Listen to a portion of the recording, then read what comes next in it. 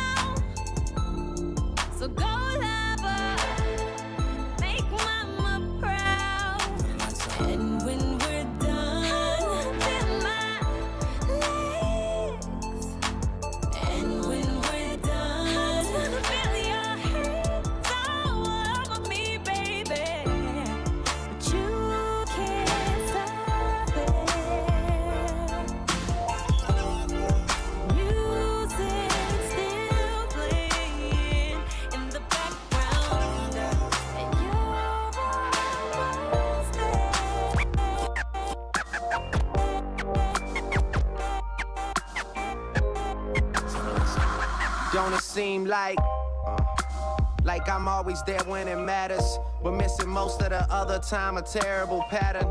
The rewards I see from working have made me an addict. There's way more people that want it than people that have it. I don't get it, I would hate to think I tricked them. They fall victim to my system, guess I sure know how to pick them. And I'm always a regret, yeah, I'm always a regret. And I always make it harder on whoever's coming next. It goes up and down, it's just up and down. She's crying now, but she'll laugh again, 'cause we on the rise and she here with us. And expensive shit just keeps happening and she loves it. And she stares at me like, who does this? And we hold hands while I pray that she's not the type to hold grudges. I'm wrong. Bad boys ain't no good.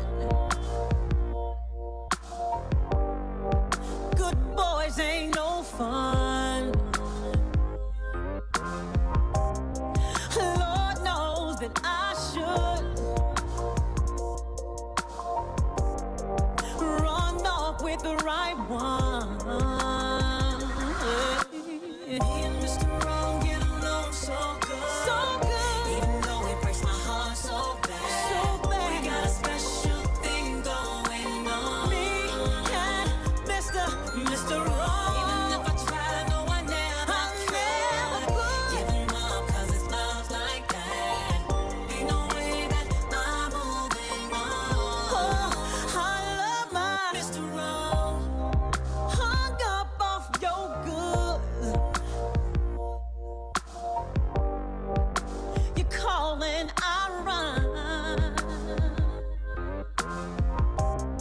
My family screaming out that don't do it, Mary. I guess they never had none. Juice Wave Radio. Juice Wave Radio.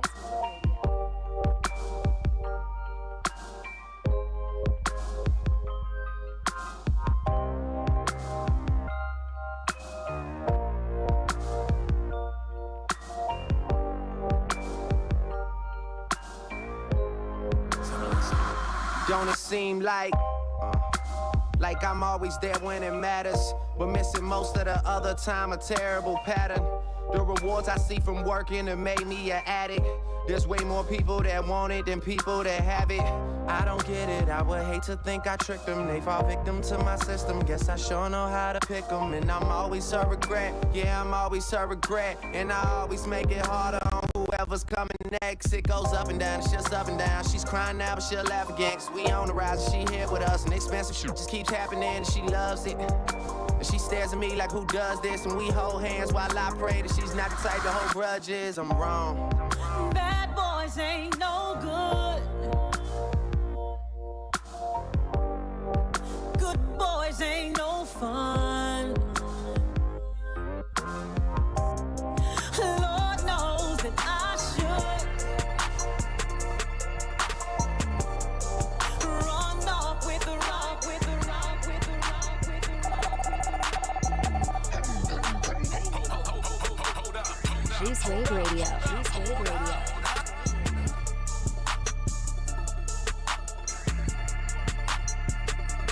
Don't know why I came in this club with you, girl. Don't know why I came in with the diamonds on my chain. Surrounded by bad, I can't get them out my face. Is it cause I'm handsome and wealthy? Is it cause I look like a professor? I don't know how you feel, can you tell me? I won't know how you feel till you tell me. Is it cause I'm handsome and wealthy?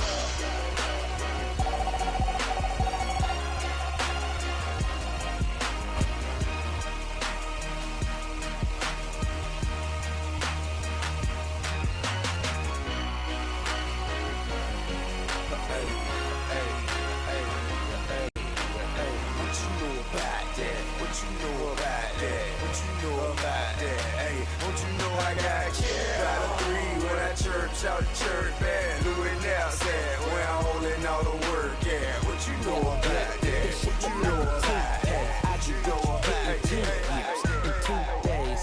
Ladies love me, I'm on my cool J. If you get what I get, what would you say? She wax it all off, Mr. Miyagi. And them suicide doors, Ari Kari. Look at me now, look at me now, oh. I'm getting paper, look at me now, oh, look at me now, yeah. Fresh to the motherfucker. Little nigga bigger than gorilla, cause I'm killing every nigga that can try to be on my shit. Better cuff your chick, if you with it, I can get it, and she accidentally slip and fall on my dick. Oops, I said on my dick. I ain't really mean to say on my dick, but since we talking about my dick, all of you here to say hi to it. I'm done. Hell, Breezy, let me show you how to keep the dice rolling when you're doing that thing over there, homie. Hey. Let's go!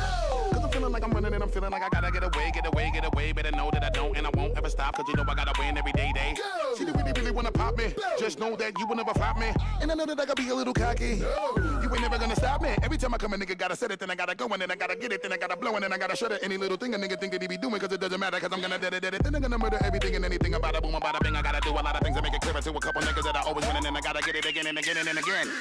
And I be doing it to death, and now I move a little foul. A nigga better call a rap, and everybody know my style. Niggas know that I'm the best when it come to doing this. And I be banging on my chest, and I bang in the east, and I banging in the west. And I kinda give you more, and I will never give you less. You will hear it in the street, or you can read it in the press. Do you really wanna know what's next? Let's go. See the way we on it, and we all up in the race. And you know we gotta go and try to keep up with the pace. And we struggling and hustling to set it and to get it. And we always gotta do it, take it to another place. Gotta taste it, and I gotta grab it. And I gotta cut all through this traffic just to be at the top of the throne. But I know I gotta have it. Look at me now, look at me now, oh. Let's go, ladies. Let's go. Let's go. I'm getting paper. Look at me now, oh. Give it to us. You gotta take it. Yeah. Don't get tired. Don't get tired. Yo, girl, just kiss me, girl. I do buy. Shake for a shake. I'm throwing these Emirates in the sky. Spinning this asa, llama, lake 'em, piece the M-O-N-E-Y. I love my beaches, south beaches, surfboard and high tide. I can just roll up, cause I'm swole up. So that birthday cake get the Cobra. Bugatti for real, I'm Cobra. The autobiography rover. Got the key to my city, it's over. No thoughts, only in the color covers. I said rackets, ratchets, hold up. I said rackets, ratchets, hold up. I know who you came here to see. If you a freak, then you come home with me. And I know what you came here to do. Now bust it open, let me see you get loose. It's going down for real.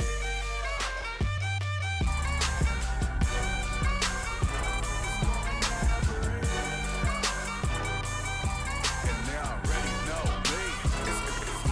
It's going down further than famous. Girls get wetter than Katrina. You're my girl, you never seen it. Cause my tits by limousines. My touch say it's the lightest. With a plus your man a minus. My team blowing on X, blowing on X, on X. Frank, Headshot. Frank, Sit we down. are Frank, Stand up. Frank, Pass we out. are Frank, the Juice. Wake up. Frank, Fade it. Frank, Fade it. Frank. Now I done grew around some people living their life in bottles. Granddaddy had the golden flask, backstroke every day in Chicago. Some people like the way it feels. Some people want to kill their sorrow. Some people want to fit in with the popular. That was my problem. I was in a dark room, loud tunes, looking to make a vow soon that I'ma get fucked up, filling up my cup. I see the crowd mood changing by the minute, and the record on repeat. Took a sip, then another sip. Then somebody said to me, nigga, why you babysitting? Only 2 or 3 shots. I'ma show you how to turn it up a notch. First we get a swimming pool full of liquor, then you dive in it. Pool full of liquor, then you dive All the girls wanna play, babe, watch. I got a swimming pool full of liquor and they dive in it. Pool full of liquor, I'ma dive in it. Tell me what do you see when you're looking at me? Whoa, whoa, whoa. On a mission to be what I'm destined to be. Whoa, whoa, hey, whoa. I done been through the pain and the sorrow, the struggle is nothing but love. A soldier, a rider, and a survivor, and all the above.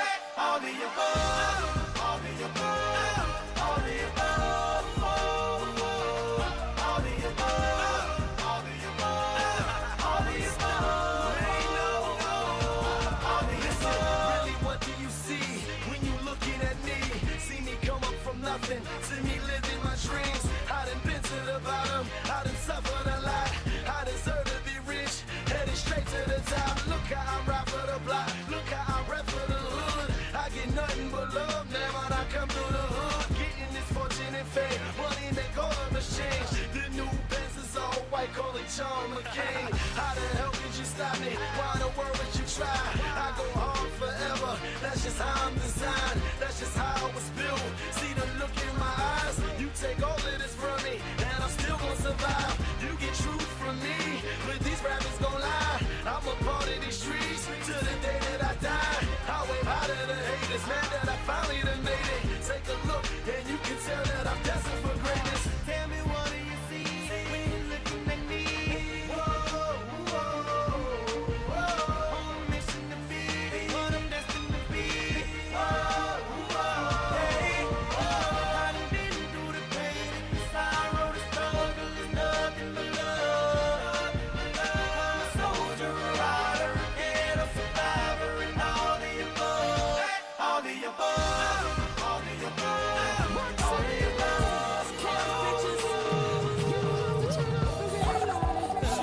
Scotty, I'm in the building. I see you, Joe.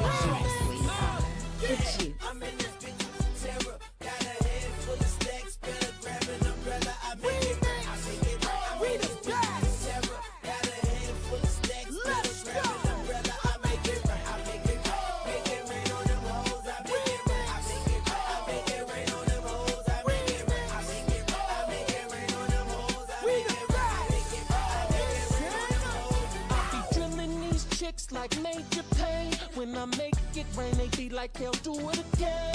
From the club to the coupe inside my gates, up in my bedroom screaming each other's name. They was pretty, and I was flirty. Little Joe, little book, now they getting dirty.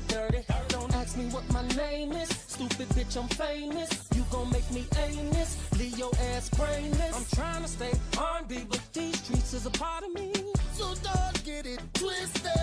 You see, I order one bottle, then I fuck with one model, then I order more bottles, now I got more models. I'm from that city where them niggas don't play, man. I take a chick to my room like caveman. So at your girlfriend, my name, up there she goes. Ski, ski, ski, ski, weatherman about to make it rain. I'm in this bitch with terror. Rain, full of stacks, better grab an umbrella. I make it right, I make it right. What's up, Mom? Coming on, so Hey girl, is he everything you wanted in me? You know I gave you the world. You had me in the palm of your hand. So why your love went away? I just can't seem to understand. Thought it was me and you, baby. Me and you until the end, but I guess I was wrong. Don't you think about it? Don't wanna talk about it. I'm just so sick about it. Can't believe it's ending this way. Just so confused about it. Feeling the blues about it. Just can't do it without it. Tell me, is this fair? Is this the way it's really going down? Is this how we say goodbye? Should've known better when you came around that you were gonna make me cry. It's breaking my heart. Crazy? You run around, 'cause I know that you're living a lie. But that's okay, baby, 'cause in time you will find. Moses Gekonyo, very good morning to you.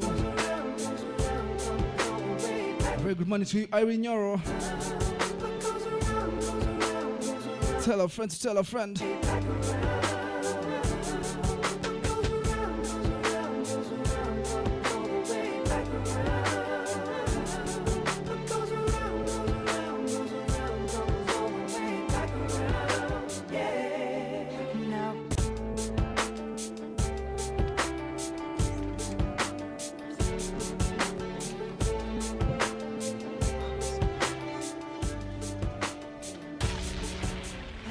A very, very beautiful morning to wherever you are listening to us to. It is 7:30 a.m. and this is the 22nd of April 2021. I am telling you, it is almost end month and I am so super excited to be with you this wonderful, beautiful morning. If you are feeling good as I am and energetic as I am, and I'm telling you, in Nairobi the weather imeamua, and I'm really, really hoping that our voices are going to be the sense of your warmth. If you're with somebody there, please listen to these beautiful voices, because you know, I am a crispy caramel chocolate voice. I go by the name of Amara, and I am joined by the married bachelor himself. For the beautiful ladies out there, I am your daddy right here at the Breakfast Club. You can call me Wams. But for the men out there, I am your bazoo. All day, any day, you can call me Wamalua. As you are eating that sausage, as you are eating that slice of bread, we are going to bring you the juice all day, any day. So you don't want to miss a single second of this amazing, amazing show. And we are joined by the mashup maestro,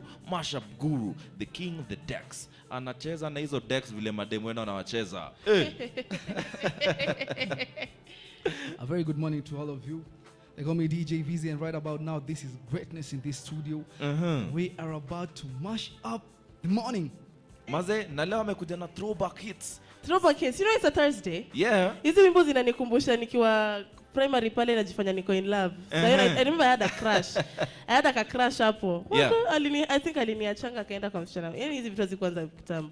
Ulianza kuachwa kitambo kumbe? Wewe si wajuzi. Sikosane. Jill, why are you lying to the people? Unadanganya ukiwa unasema ukiwa unakula mchanga. Sikuwa nakula mchanga class 7. Alafu unasema you are single by circumstance. By choice. By choice. You are single by circumstance. So ladies and gentlemen, remember to follow us on our social media platforms at Juicewave Radio Kenya on Twitter, Instagram and Facebook. Now, let me tell you something about Juicewave Radio. Right here, you are guaranteed nothing but good vibes and good music, especially when you begin the day with us. Ladies and gentlemen, I'm telling you, you will be smiling through the day, so you don't want to miss a single microsecond of this amazing show. Ama Jil, sidanganye watu, si ndio? Audanganyi, because you know, si tunapeananga too much time, mautamu, na sauti pia tamu. So guys, mimi wacha nikikuja, leo mvua imeamua. The rain decided. Asubuhi, I woke up very early in the morning because I remember yesterday nilikuwa najaribu kukusuka but you refused. I refused. I woke up very early, but mvua ikaamua ianze hapo 5:30. 5:30 na ngoja mvua ishe imekataa. 6:30 imefika imekataa, and I'm like, we sasa nitafanya nini? But then the Lord decided, and to allow me to be here, I'm telling you, it's a blessing. It is a blessing. On a Thursday. On a Thursday, throwback. Ningekosa. Mimi nikose kama nani. What you mean? I'm here for you, darling. I'm here for you, my two lovely boys.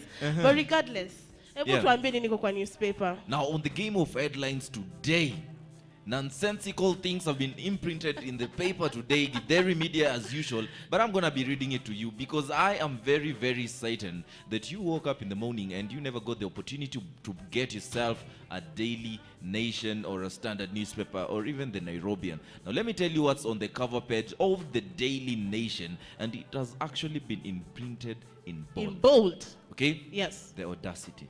It's the audacity for me. Outrage over fake BBI bill, okay? Wanasema counties received 2 versions of the Constitution of Kenya Amendment Bill 2020. The ones sent to the most devolved units had errors that could now expose the referendum push to fresh legal hurdles. Was it sabotage, and who's to blame? Now that is what is imprinted in bold. BBI. Wanasema sasa BBI, kuna BBI ilifika kwa county zingine and it was fake. It was different. Very fake. Yeah. It was made in China.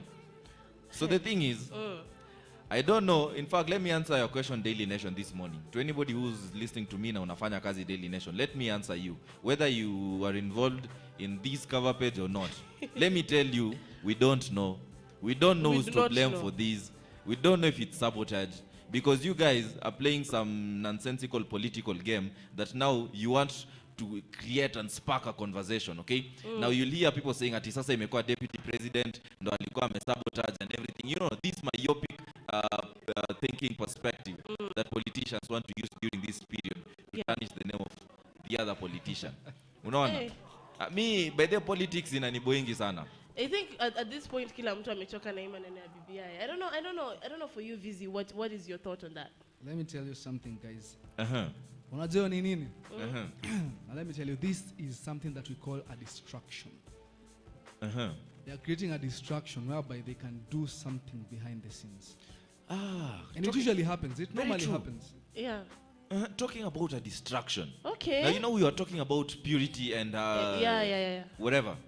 Now, suddenly, all of a sudden, we were talking about curfew and everything. Yes, but now they've decided to take our mind BBI, to something else. Building Bridges Initiative, as it is called.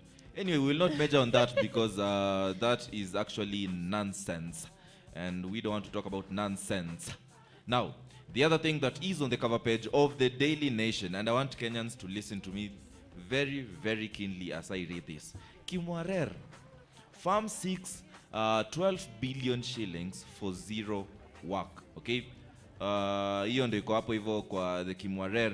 Na wanasema Kenyan taxpayers could pay up to 12.4 billion to an Italian company at the center of the Aurora and Kimwarer major dam scandal. The firm is seeking compensation for irregular cancellation of the contract. Now, as I had said, and I'm saying, Kimwarer is on the cover page and they're also talking about sabotaging the BBI. Now, I feel like this is pointing fingers to a certain individual that I won't mention, but you all know who I'm talking about. Yeah, for sure. Okay? Now, this is just tarnishing, wanataka sasa kumtafuta. You know, the media, I believe the media inafaa ikuwe free, fair, and report what people need to hear, okay? But now, when you start targeting an individual, I feel like it's wrong. For sure. But either way, I'm not sidelining the fact that money was stolen. 12 billion. You know, Jill, if I give you 1 billion right now, that is generational wealth. Hey. Mtoto wako atakula hiyo pesa. Nitakuwa Na sponsored. atakula hadi azeeke. For sure. You know, Kenyans don't understand what is said by a billion. Billion shillings, okay? yeah. And recently, I saw some clip of this comedian, J-Mo Ulemse. J-Mo Ulemse, yeah. You know, he made me actually feel the impact of these tunes that have been stolen right in this country, okay? You know, tunasikianga 200 million has been stolen, 2 billion is being lost every day, and you just brush it off like, it's not a big deal. It's not a big deal. Till you narrow down to the logistics, and you see how this 2 billion is a lot of money. 2 billion. It's like a case scenario whereby, you know, let me use this as a case scenario. Yeah. You as a banker, you work in a bank, yes? Yeah. Alafu ikuwa unaiba zile pesa ndogo ndogo to one bob. You know how much that is? That's a lot of money. A lot of money. Hiyo shilingi moja, and the Hey, number so- of people who bank in that bank. Sasa imagine sasa 1 billion. 1 billion. Wow. Billion. Billion. That's generational wealth. And you know the thing is that sasa wa Kenya tumeamua we'll just sit back in We our normal, digs. it's like it's And, been normalized. Yeah, you It's know like, the thing is I was talking with a friend of mine, and you know he was telling me some nonsensical thing about Maze Mimi, so long as I eat, I have my chums at the end of the month, and I surpass the day, I'm good. Look at how we have become as a nation. The people who are supposed to be championing for freedom and propelling and propagating for freedom are telling you, me so long as nimekula, nimepata dozangu end month, na niko na bundles za kila siku, I'm good. So long as I have bundles to interact with women out there, I'm in kosawa. Now those are the same people that you expect to go to the streets. Hey. The best they can do is sit at the comfort of their digs and rant on Twitter. That is what, you know, yes, a revolution can begin online. But again, it won't have an effect. We have talked about There won't hashtag. be like the real change that you expect to happen. Yeah. Especially looking at the structures and the systems that we have in Kenya. I doubt it can ever happen. Online, uongo. For sure. It's a lie. Maybe in other countries, Even in other countries, it doesn't happen. Like, if you take, for instance, what happened also with, like, something like George Floyd. Even in a COVID pandemic, people had to go out and rant and, like, really make this thing become like everybody must know about it. Yeah. But if you could do the same thing right here in Kenya, don't you think there will be a very big change? And also bringing people from outside to also think about what is happening right here in Kenya. Nigeria did it. Nigeria did it, and the SARS, Elisha. Yeah. And then I also feel like Kenyans should be educated and sensitized on such matters, whereby unapata Kenyans don't even know what picketing is. There is picketing and there is violent demonstration. You find situations whereby wanasikia ni demonstration or picketing. Yeah. Wanaenda pale wanaanza kurushiana mawe na polisi, so it becomes harder. The Kenyans are tired, but as well, I feel like our best weapon could be sensitization and learning and just being educated. But bro, let me tell you, in Kenya, whether a demonstration is peaceful or violent, tear gas must be involved. One time. Lazima. Unapigwa hapo kitu inaka socks imekwa pilipili na imechafuka inanuka. We mazee experience tear gas. Pale Kasarani tumeenda kushikilia Harambee Stars mkono, watandike watu. Sisi yao tumetoka pale Githurai na vijana wangu. Zile tear gas tulikula hapo hivyo. I ran all the way from Kasarani Stadium to Githurai 44 without one shoe. Wow. Nilikuwa tuna kiatu moja, natandika lap hapo hivyo. But either way, Kenyans, if this is how you have decided to live, we won't stop you. Hata sisi pia tumechoka kuambia kila siku bana. Unajua pia mzazi uchoka. Imagine a scenario where you are telling your kid every day, wacha kuiba. Sinafika point tunaacha saa dunia imfunze, apate huko mob justice. Asa kama mmeamua ni hivi, ni sawa. The other thing on the cover page of the Daily Nation this very morning, wanasema Magoha. Okay, KCSE results out in 3 weeks. Form 4 candidates who have just completed their final exams to get their results before May. I don't know why do they rush this marking of examination, because it's actually Magoha. Hey, because imagine the number of students, KCSE students that have done the KCSE, and the teachers that are also there. Now, the way wanaharakisha hii maneno, do you want to tell me unaweza soma all those? Come on, these teachers also get tired. The thing is, ever since Matiang'i took over the post of education CS, everything has been done in the wrong rational manner. Way. Wrong. Yeah. Okay? From the setting of exams to how it's even being marked. Okay? And they think that they're helping us. They're not helping us. If you're telling people that in 3 weeks you'll have your result. 3 weeks. 3 weeks kumark papers sijui za watu wangapi bana. 3 weeks is it's too minimal. Unajua hapo sasa ni ile yenye mtu ana mark paper yako anaangalia hapo to the first bit of the answer. If it doesn't make sense, nayo akisonga. Imagine. That's what will happen. Then you'll come and tell us that kids are failing because of A, B, C, D. Kids are failing because of you who is there making some nonsensical decision like ensuring that exams are marked in 3 weeks. You're not hastening the process. If at all hata wamalize in 3 weeks, which campus are they going to? So wanaenda tu kukaa nyumbani. Yeah. Because right now there's COVID. Because imagine, like, I was having a discussion yesterday, and schools are yet to open in May 10th, and campus is May 19th. Now, our curfew, the what is it called? The road, is it the road? Secession. The secession, actually, sorry. They have, they've done whatever they've done. Yeah. Now, how are people who are in their home, how will they travel to Nairobi? And it is said that the cessation is going to be brought down on 29th of March. The thing is, I don't understand. Do they talk about this thing? This secession and curfew is absolute nonsense. Yeah. Pure nonsense. Okay? Pure toot. Now let me tell you why. Okay?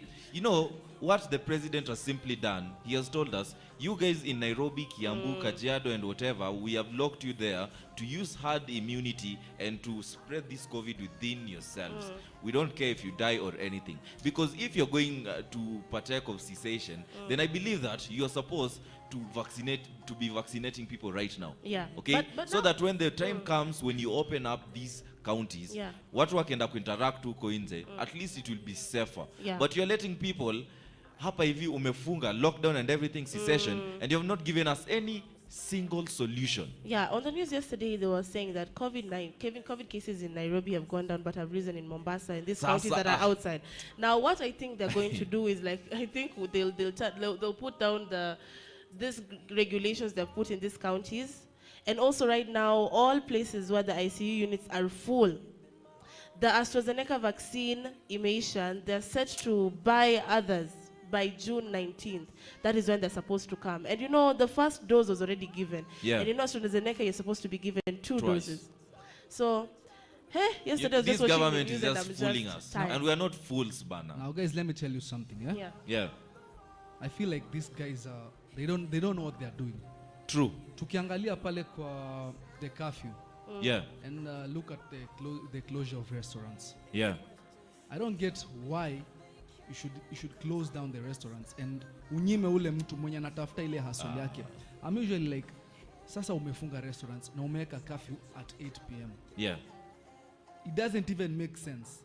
Like, total sense. It doesn't make sense. Trust me, it doesn't make sense. Whereby naangalia kwani asubuhi is when people are most active, and that is when people are working proper, and that's when people interact ile kabisa. Very true. We have very few night owls. Sasa naangalia sasa ukituwekea curfew usiku, like, what difference does it make? Ukifunga restaurants, what difference does it make? You know, the thing is, this government thinks that we are fools. Wanatubeba ufala. They are carrying us stupid. Direct translation. They are carrying us stupid. Let me tell you why. How can you tell me that because there is secession and there is curfew, COVID cases have gone down? Come on. Kwani sisi ni watoto wanatubebaje? But the cases have increased more and more people. The cases are increasing, Jill, simply because there is no solution that has been given. There is nobody who's getting vaccinated. And if they are getting vaccinated, a very few percentage. Okay? At a personal level, I've not come across a person who has told me, except my dad. And now yuko Nairobi ata, by there I've gotten vaccinated by this and this for free. Okay? Hata yake iko free, alilipia. But ile free, you know, the thing is, these guys took loans to cushion us during this pandemic. Yes, for sure. We're not supposed to be buying something like a mask at CG 20 bob. I'm supposed to be given a mask for free. Exactly. Makarao inafaa kwe pale kwa traffic kwa kupate bila mask wanakupatia shika because the donations zilifika za Jack Ma, the masks, sanitizers and everything. Where did those masks go? Where do they go? Hadi kuna zingine zilipata zimefichwa wapi? Huko kwenye ofisi za nini MOH ama zini wapi? Ministry of Health. Hizo ni illegal tenders zinapatianwa tu huko nje. Tenderpreneurs out too. They are carrying us stupid. And it's high time you who's listening to the sound of our voices this morning, it's high time you stop accepting these nonsensical acts. Style up, my guy, okay? On the cover page of the day of the Standard newspaper, again, they've decided to be nonsensical, and they are talking about new BBI bombshell. We are not going to be talking about that at BBI. all. Which other thing is interesting hapo hivyo? Mimi sioni kitu kingine interesting kwa nini? The Standard newspaper. Now, on the cover page of the Nairobian this morning. Now, the Nairobian. Wow, today you've switched up the game. Nairobian. You know, I always avoid reading the Nairobian because I know the kind of, content, that is there. Yeah. But there's something interesting that nimeona pale kwa the Nairobian that I want us to talk about. Yeah. Na wanasema don't lock your daughters indoors. Iko hapo hivyo, wamesema don't lock your daughters indoors. Now I know the reason.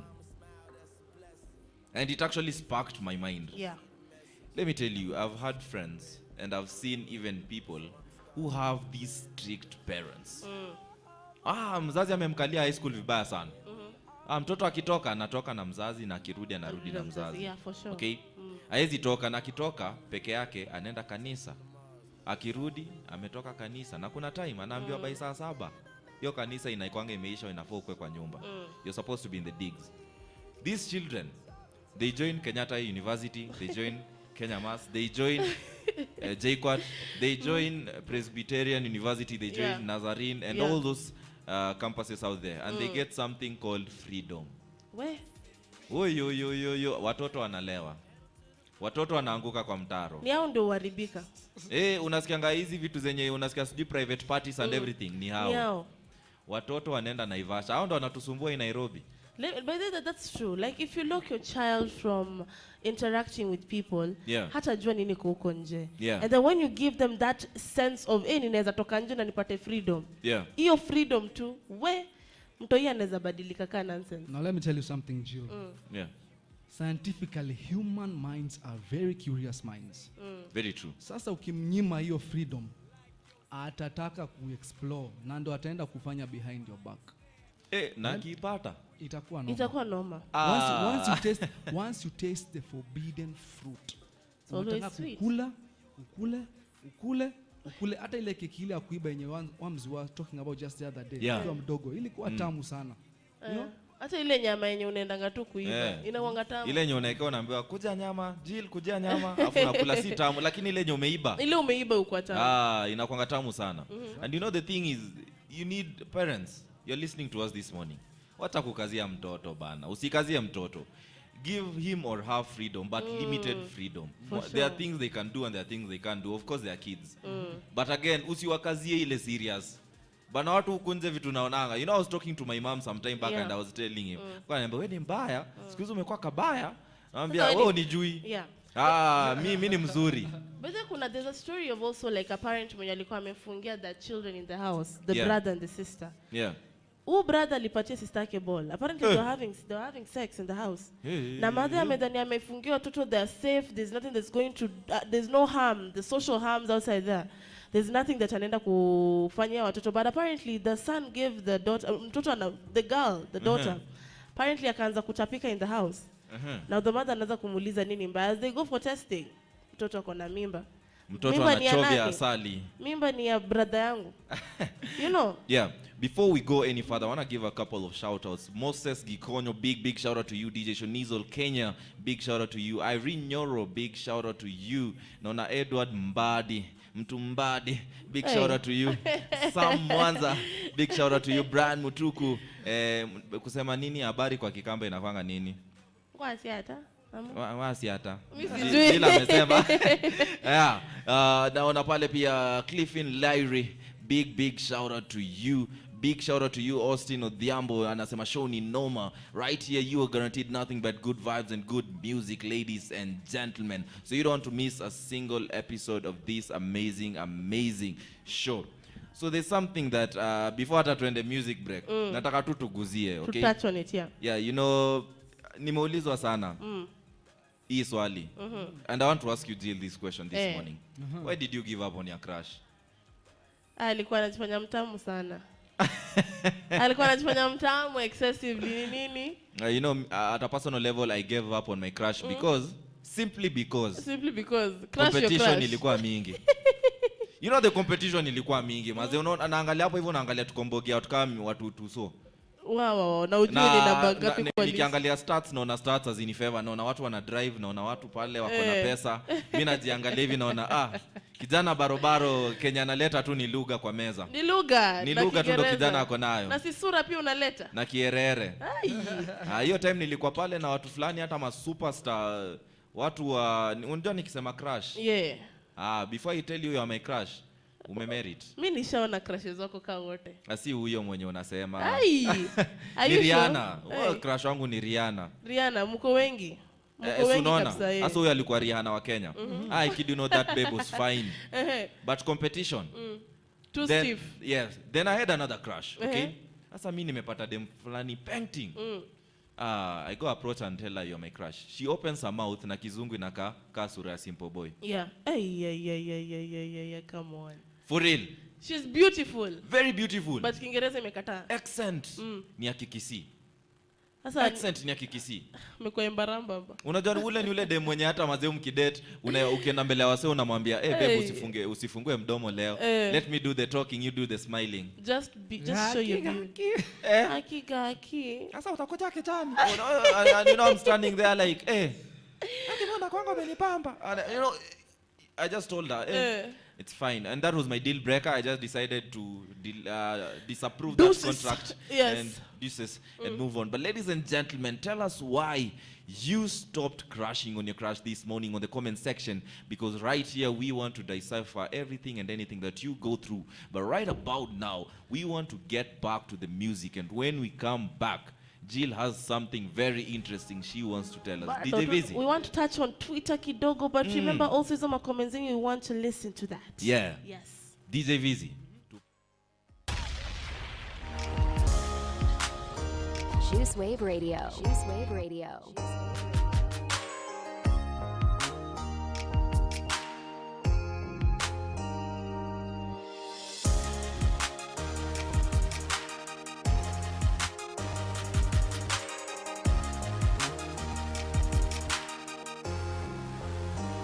She got me speeding in the fast lane, pedal to the floor, man. Tryna get back to her love, Best believe she got that good thing. She my little hood thing. Ask around, know what's up, they know that's mine.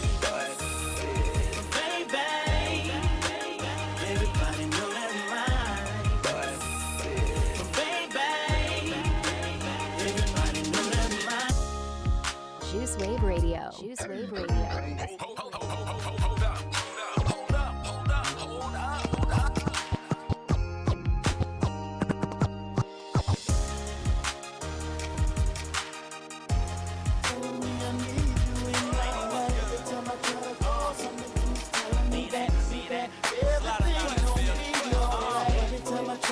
Something keeps pulling me back, telling me I need you in my life. It was meant to be. Yeah, I know what this is.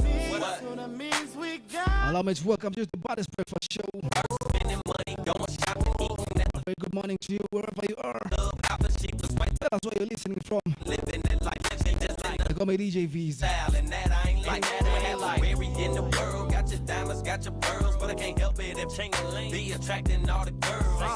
Baby, I'm a superstar and that come with it. Got a good nigga on your side, you better run with it. Even though I'm on the road doing shows, I made time for me and her relationship to grow. They tell me don't trust a woman in this industry, but she not any woman, more like a sacred friend to me. Cause when I'm out of town, always think of her. Might conversate with some chicks, but no one come above her. I thought I was your man, guess you ain't understand. And now I'm sitting here looking crazy like damn. Every time I try to leave, something keeps pulling me back, telling me I need you in my life. Every time I try to go, something keeps telling me that. Everything gon' be alright. Every time I try to leave, something keeps pulling me back.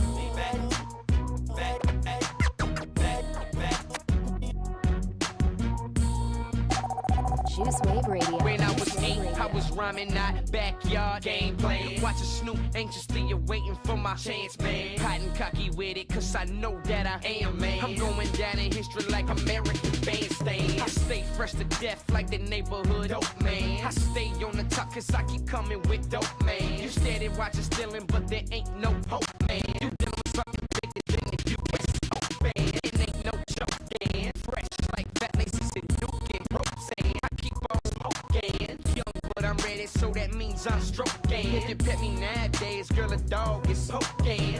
Addicted to it, JD, say I got it bad. 18, nigga, making more than your dad, see? They think they doing it, but I'ma outdo them. If you know somebody like that, pull up and say to them. You ain't ride, you ain't bumping like I'm bumping. You ain't saying nothing, homie. You ain't fresh as I'm in. You ain't got it, you ain't got it. You don't keep it Dougie like I keep it Dougie, little buddy. You ain't fresh as I'm in. You ain't big, buddy. You ain't steady tipping no girl kicking, homie. You ain't fresh as I'm in.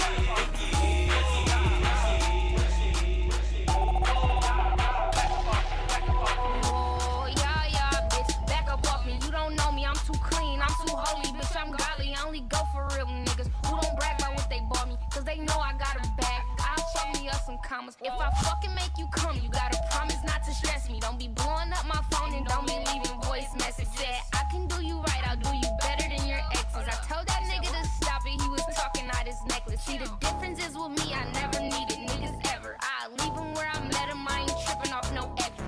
Goons in the cut, try to talk you out your necklace. If you ever disrespect me, pussy, don't be disrespect. I said, woo. I said, I know. He heard about me, he was waiting on me at the door. I felt the show. That me on the floor. Bust it, You know we be up in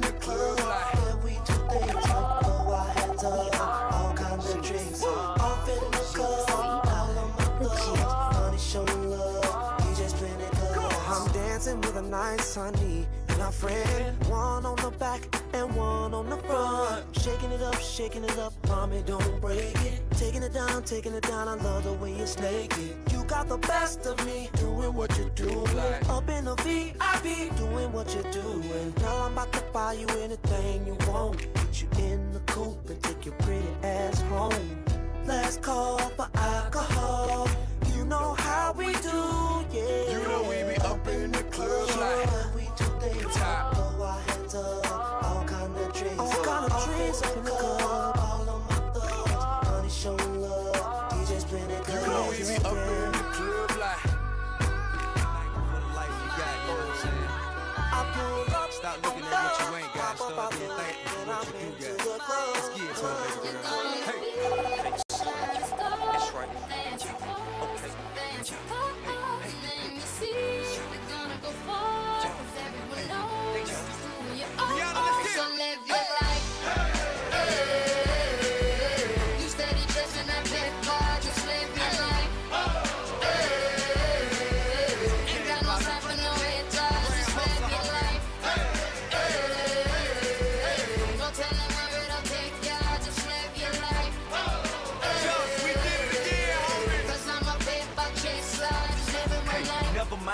Say ignore them till they fade away. Amazing they are great, but after all the game I gave away. Safe to say I paved the way for you cats to get paid today. Still be wasting days away now had I never saved the day. Consider them my protege. How much I think they should pay? Instead of being gracious, they violate in a major way. I never been a hater, still I love them in a crazy way. Some say they sold the yay and know they couldn't get work on Labor Day. It ain't that black and white, it has an area that's shaded gray. I'm west side anyway, even if I left today and stayed away. Some move away to make a way, not move away cause they afraid. I brought back to the hood, and all you ever did was take away. I pray for patience, but they make me wanna melt they face away. Like I once made them spray, now I can make them put the K's away. Been thugging all my life, they say I don't deserve to take a break. You'd rather see me catch a case and watch my future fade away. That's right.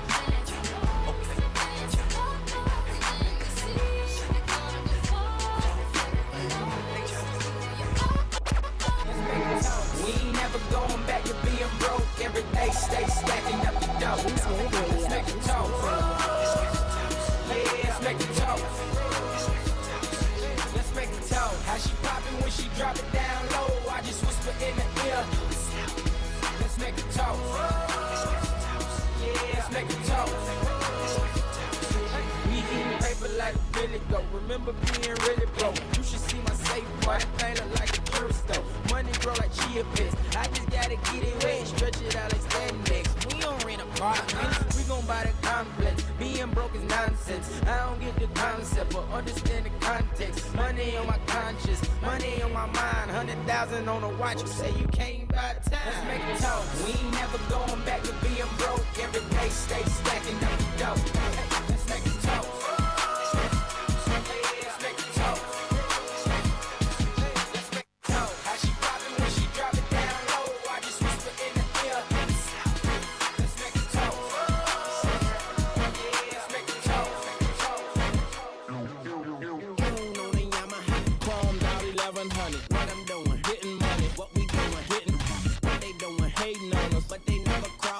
Money still a company. Weezy the boss, and I be stunning like my daddy, stunning like my daddy, stunning like my daddy. I be stunning like my daddy. Young stunner, stunning like my daddy, stunning like my daddy. I be stunning like my daddy. Yeah, babe, that's all I gotta say. Can't see you little, the money in the way, and I'm sitting high against the ride blaze. And if you ain't gon' ride fly, then you might as well hate. I gotta eat, yeah, even though I ain't no one. But I got my name on that cake. Believe that, and if the man's won't play it, I'm running, put the ball brains on the gate. Hey, pick 'em up, let 'em lay. Where I'm from, we see a fucking dead body every day. Left uptown, throw a stack at 'em, make a song about me. I'm throwing shots back at 'em. Pop the on my pipe, she like a addict, and she saw me cooking eggs, she thought I was back at it. I grabbed my keys. Deniro, big shout out to you. Like a jacket and a motorcycle low. On the Yamaha, chrome down 1100. What I'm doing, getting money. What we doing, hitting. What they doing, hating on us, but they never cross. Cash money still a company. Weezy the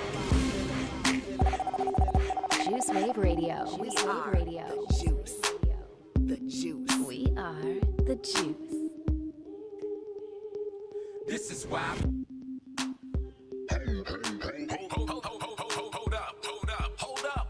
hold up.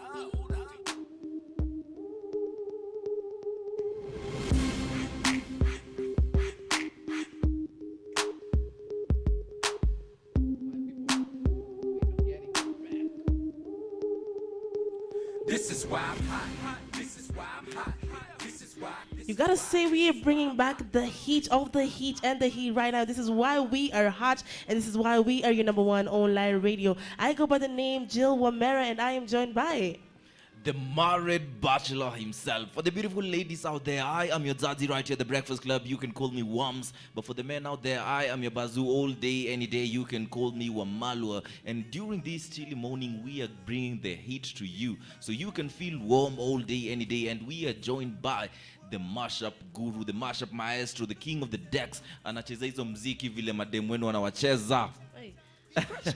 Unajua venye unasema okay, unacheza wasichana wangapi Veezy, so that I can be sure how many we are. No, it's synonymous. Like anacheza mziki vile mademu wenu wanawacheza wanaume wananisikia this morning. Kwenda huko. Unaona vile alikuwa shanigeuzia.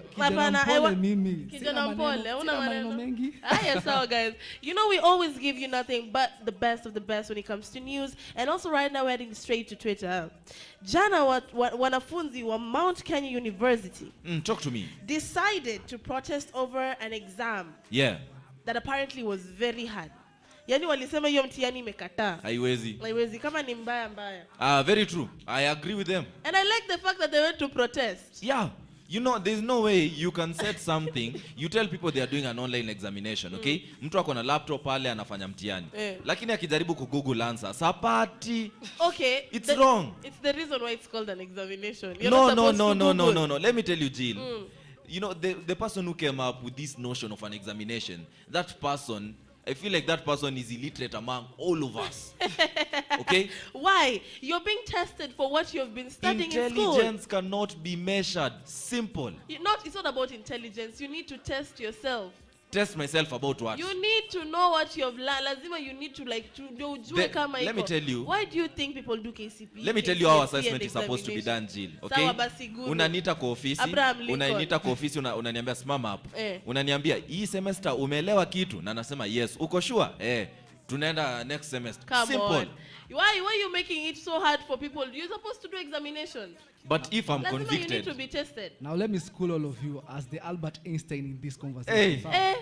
Hakuna venye you want to unataka kututusi hapo. Talk to us, Veezy. I don't beg to differ with Wams. Yeah. Because first of all, amesema ukweli, you cannot measure intelligence. You can't. Intelligence cannot be measured. Secondly, yes. Kuna a difference between an open book exam na ile exam ya kawaida yenye huwezi refer. Sasa mimi I feel like your online exam, it should be more of an open book exam because you're not under supervision. Yeah. So the fact that hata wanakuandikia pale sijui ati instructions that you don't, you do what and what and what, doesn't make any sense. Yeah. It doesn't make any sense. It doesn't. Simply because, Jill, look at this. You have schooled me and you have taught me all these content through the semester and through the term. Okay? Then you want to set only around 5 questions and I'm supposed to do 4 questions. Okay? And you want to tell me that will cover up what you taught me the entire semester, 3 months. Umenifunza vitu zingine mingi lakini unataka kuswet maswali 4. The thing is, just call me kando uniulize, hii unit umeelewa? Na niseme, nimeelewa. Kama unaona niko convicted. Kila mtu atasema ameelewa. Yeah. Come on. Yeah. You're supposed to be graduating. Do you know at the end of the day, hata ucomplain aje useme nini, people will still be tested. Everyone will still be tested for you to get yourself to the next level of education. But you need to hata upige kelele aje. Jill, you cannot measure intelligence. You cannot. You cannot. Exactly. So you know I might be street smart and you might have cramming power. Yeah. Okay? Where you're considered intelligent than Wams simply because you can cram more than I can. Now that's being intelligent. Somebody else will be considered intelligent because naiba mtihani bila kushikwa. Okay? Sasa anaitwa intelligent. So the thing is, you can't measure intelligence. The thing is, just ask me, umeelewa hii unit? And I would say, ufanye tu hivyo. Na honestly, unaoneka Bible kwa mkono kama kwa court. Unasema, Repeat after me. I solemnly that I have understood everything I was taught. So during if this if he asks you a question, akuulize hapo and you do not know, what are you going to do now? Umesema umeelewa unit. Si hapo tuna swear nimeelewa unit. That's the thing. Come on, guys. You're supposed to do your examinations. Now, the people of MKU decided to go and protest since the paper was too difficult. Now, one of the reasons they said was because they have not learned the one whole semester. Now, wajafunzwa sana, wajapatiwa notes. And then they said things that they have not learned. And that's why they went to the street to protest. Because if they had learned this thing, you know, name and COVID, a lot of people, everyone tumekuwa home. We've been learning probably online or tunapatiwa, what is it called? We're being given pamphlets to read ahead. But you do not still understand. So it's like they were protesting because they have paid school fees, hawajafunzwa, and then the examinations that are set is something they do not know. So that was the reason for their protest. Either way, the protest is rightfully partaken of, and I feel like students should protest against examinations, and we should scrap away with this knowledge of education is the key. Scrap away that knowledge. And I know I'm contradicting myself because when KCP came, I told you we are incorporating a notion in these kids that education is not important, they should be talent oriented and everything. But again, Jill, honestly, it's not fair for me to learn for 8 years. You give me a single exam and you want to judge me, you want to judge my intelligence basing on that exam. I studied for 4 years in high school. You want to judge my intelligence basing on that single exam. And I've done a lot of exams. It's not so fair. If you're a president, ungetoa hiyo maneno exam. Ningetoa vibaya sana. Come on. But you know, they also have to be order. Exactly. In the world. So that's why there's education. That's the only thing that education is doing. It's creating a world order. Yeah.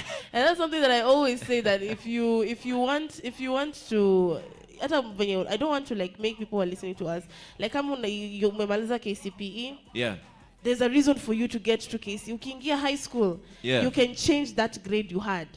If you go to high school na bado imekataa, you can change that grade you have. This morning you're getting motivation from Jill Omera. If you go to campus, put in a technical university, or something else na imekataa, get yourself to the creative world. Amen. But I'm saying what I'm scrap away that knowledge. You can't always understand everything. Very true. And big shout out to Nitra Kim. I know she's a very beautiful lady. Amesema po, good morning, Wams. I feel you, baby. Now let me tell you, okay? You can't measure intelligence. Scrap off this notion that a single examination is a measure of intelligence. You can tell me that I've studied for 4 years so that I can be given a single exam, and if I fail this examination, now automatically I become stupid. You can tell me that I studied for 12 years. You don't automatically become stupid. But you have not read too well. Twende kwa ile notion ya Jill. Twende turudi huko penye ulikuwa naambiwa kani nasari shika masikio huko. Ka uwezi shika masikio ukuje shule. That's a very nice way. But hii ya kuambia mtoto, unashusha esteem ya msee. Sasa wase wanakujanga huku nje wanaanza kufikiria umse alinishinda KCSE. How? Sijui I failed my KCSE. Sijui nini. Scrap off this notion of education is the key. It is the key to success. Education is one of the necessities. The key to success. Why don't it's okay? It is the key to success, not a necessity. It is a key to success. I can mention to you people who have made it without education. Yes, those are the people. I want to mention to our former sports CS, Rashid Echesa, a school dropout, a primary school dropout. Yes, but he became a cabinet secretary. Who got into power without essentials. Hata mtu kama our governor. For our ex-governor. Oh yeah. For Nairobi. Yeah, alisoma. Alisoma na alipata all those documents defaultly. But either way, the thing is our governor for Mombasa County. The thing is, Jill, you cannot tell me that because I never passed my KCSE, I cannot warrant to do ABCD. Jill, I want to be a doctor. Go and become a chief justice then. Go and become a doctor without those papers. Let me tell you, Jill. Yes. Okay? Why I'm very defensive about scrapping off with this education nonsense. Okay, Jill, I have been passionate about medicine ever since I was 1 year old. Nimekuwa nikisema tu daktari.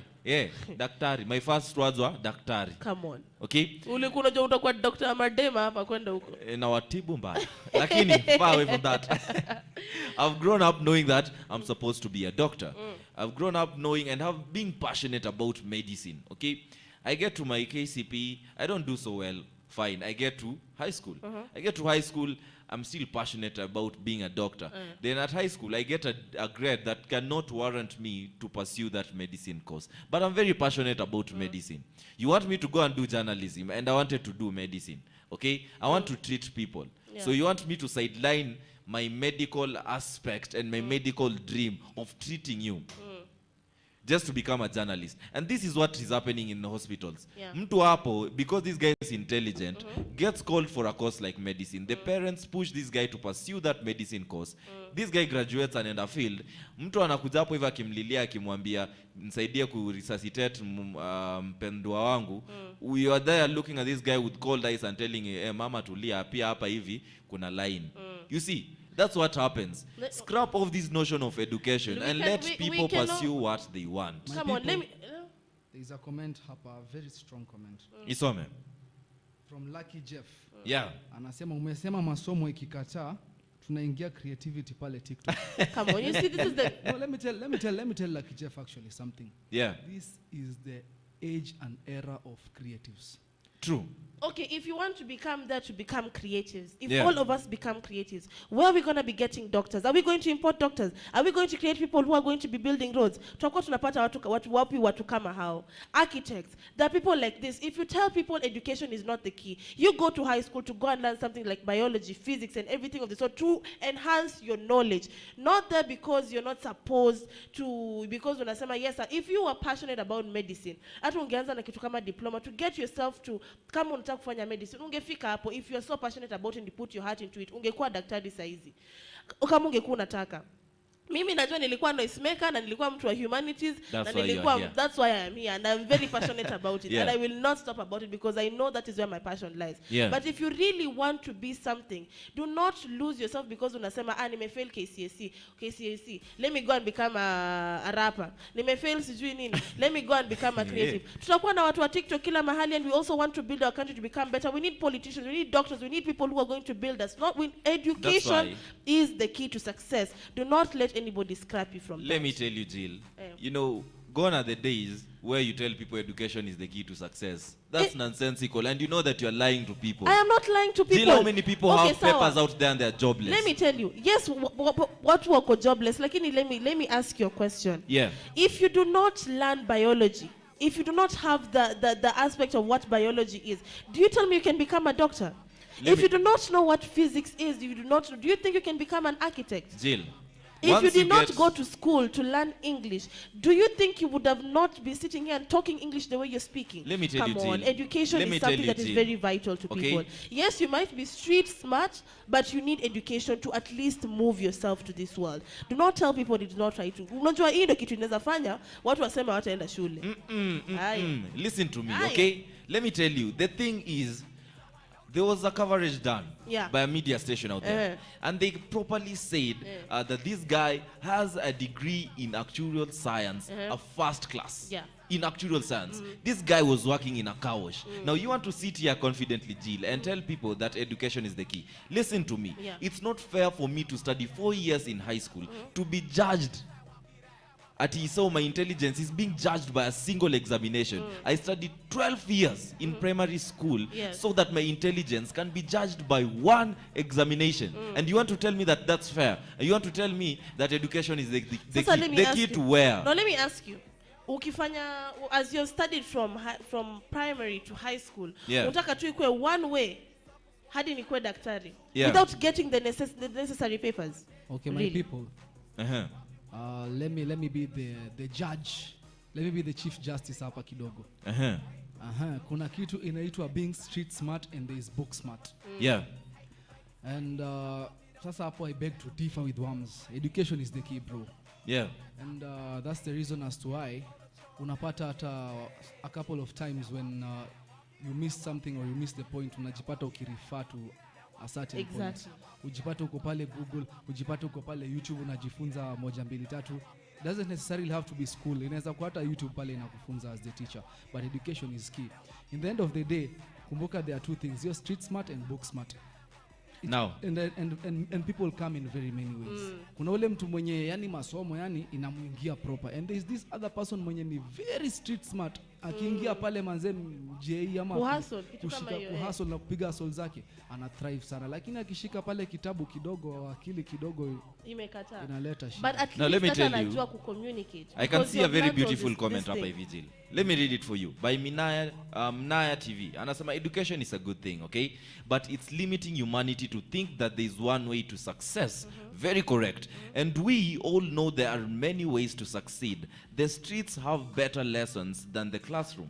Very, very true. So, Jill, huku nje maisha imekufunza what a classroom couldn't teach you. Yeah. And you can't dismiss that fact. Yeah, that's true. Umefika huku nje Jill, ulifika Kenya Mas, and you know very well that maze, the chums that I'm getting, maze aziezi ni fund. Let me start a business. Let me do this and this. Let me do cosmetics. Let me acha nishuke wase, acha nifanye nini. Unaona? Because you knew very well that the streets have taught you. Yeah. If I bank on my paper at the end of the day, yeah, I will sleep hungry. Austin Odhiambo, big shout out to you. Anasema education is the key. He further says, it is upon your own self to learn the street ways and become a learned street person. Actually puts you at an advantage. The thing is, the streets can teach you what a classroom can teach you. And that's why I want to do away with this notion that education is the key. Let me hold that thought. Yeah. You've talked about, there's, at the end of the day, Wams, in as much as you're trying to justify this thing. Yeah. Sisi wote tumepitia a classroom. Yeah. Sisi wote tumelearn from ABCD 1 to 3. A business person has to know mathematics. Yeah. Ndio aweze kujua how to ledger their things and how to do this and this and this. Yeah. Kuna watu wanafanya biashara, but they had to learn some aspect about 2 plus 2 is 4, 4 plus 4 is 8. At least akona that knowledge. Yeah. That is where the classroom comes in. And at the end of the day, if we want to say that sisi wote tutakuwa street smart, I am sorry to say, lakini we are going, if that is the notion we are having, we are going to be in a place where we are going to be importing Chinese, saizi, a lot of Chinese, because of that notion, street smart, watakuwa nakuja hapa. Doctors, architects, land surveyors and whatnot, even though itakuwa. The classroom is a very important place. Now we'll be importing Chinese deal. Kwani saya to import? Now because we are educated, we are not importing them. So we are just ranting on social media. I have met, and I even keep on speaking about this guy. Mwenye alikuwa amenibeba na nduthi. This guy alikuwa amesoma hadi architecture. Kabisa, and he was driving a nduthi. Now education is the key to driving a motorbike. A motorbike. Let me tell you, at the end of the day, things zinakuanga mbaya, but kitu yenye amefanya, amesoma na he knows how he speaks. And let me tell you, kuna pali atafika, things will change. And that is the thing about life. But Austin Odhiambo again has said something beautiful, and I want to agree with you at this very moment. At least yameni convince, Jill hajani convince. Amesema, and the books can teach you what the streets can't bro. These two work perfectly together. It's a fact we must embrace. These two work hand in hand. It is not about sijui mimi sija convince. But the fact that you know the truth, but you don't know. You want to decipher people to become Jill, you're just saying. You're speaking from a blunt point of view, telling people that education is the key. It is if education was the key, that guy mwenye alikuwa nakubeba na nduthi could be having an office right now. He could be having a well-paying job. But things cannot go the same for everybody. Wams at the end of the day, things cannot be the same. That's why I'm telling you, education is not the key. Okay, education is just a plus in life.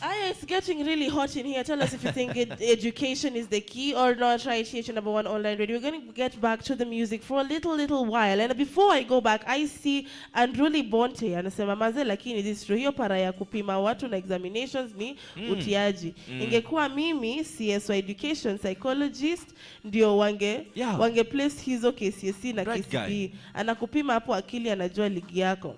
Next thing anasema money is the key to success. But anyway, guys, tell us what you think about education right now. It's your number 1 online radio. This is the Juice Wave Radio. We're coming back with Veezy back with the music. I'm never running out of money.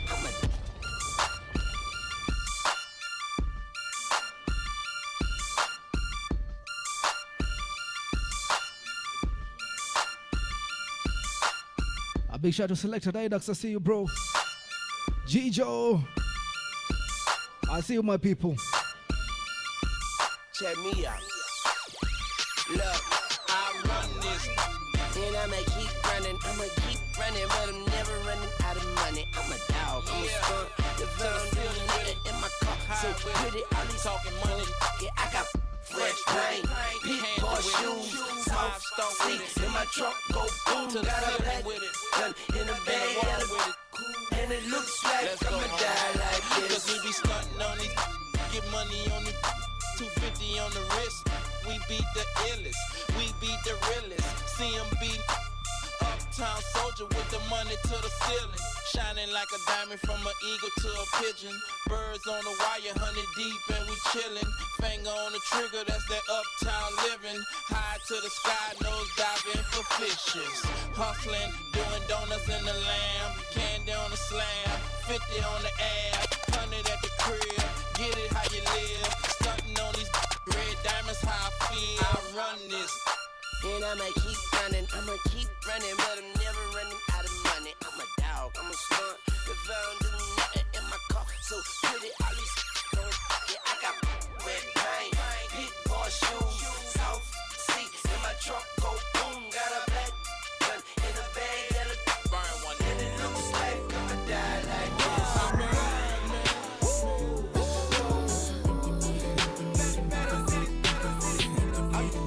I'm just like medicine. I think I need my medicine.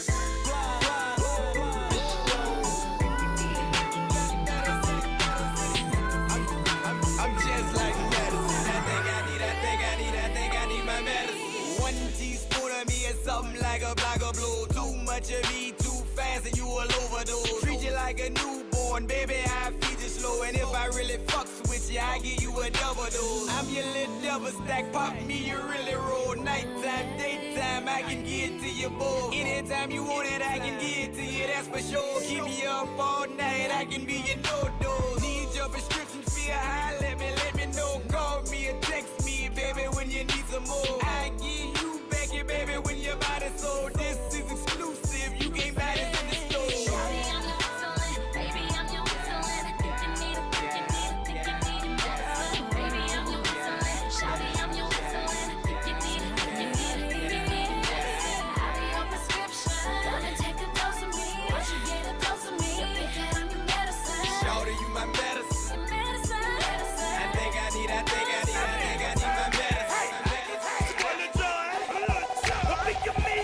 Juice Wave Radio. What's up, Sao Paulo? What's happening? Hey, now, ladies and gentlemen, it's about that time. Turn this thing on out. Now, let me see everybody do this. Hey, let's go. Snap your fingers, but do you still? You can do it all by yourself. Let me see you do it. Let me see you do it. Hey, snap your fingers, but do you still? You can do it all by yourself. Let me see you do it. Let me see you do it. Hey, snap your fingers, then rock with it. Do it, do it, do it, do it. Go drop with it. Do a step with it. Put your hips with it. All my ladies, let me see you put a twist with it. You can't do it like me. I'm by myself. I do it so good. I don't need nobody else. What's happening? What's up? Got that fired up. What's happening? What's up? Got Patron in my cup. I pop. I drink. I'm a Patron if I can't think. I'm with one to go. Don't know how the hell I'm getting home. Hey, snap your fingers, but do you still? You can do it all by yourself. Let me see you do it. Let me see you do it. Hey, snap your fingers, but do you still? You can do it all by yourself. Let me see you do it. Let me see you do it. Hey, strike from the back, posted in the act. Got to hit the club, mobbing all day. Cracking on some rocks, dying on patrol. VIP stats.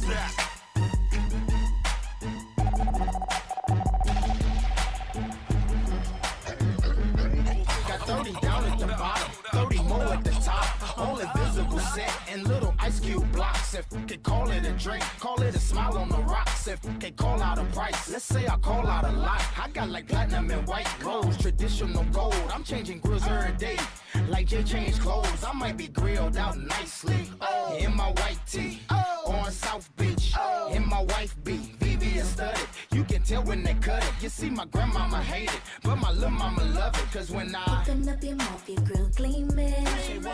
I stay low from the chiefin'. I got a grill I call penny candy. You know what that mean? It look like nah later. Some drops jelly beans. I wouldn't leave it for nothing. Only a crazy man would. So if you catch me in your city, somewhere out in your hood, just say smile for me, daddy.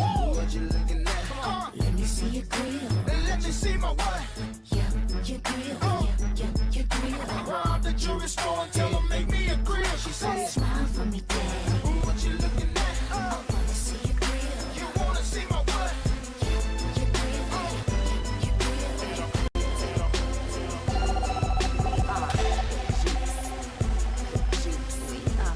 The juice.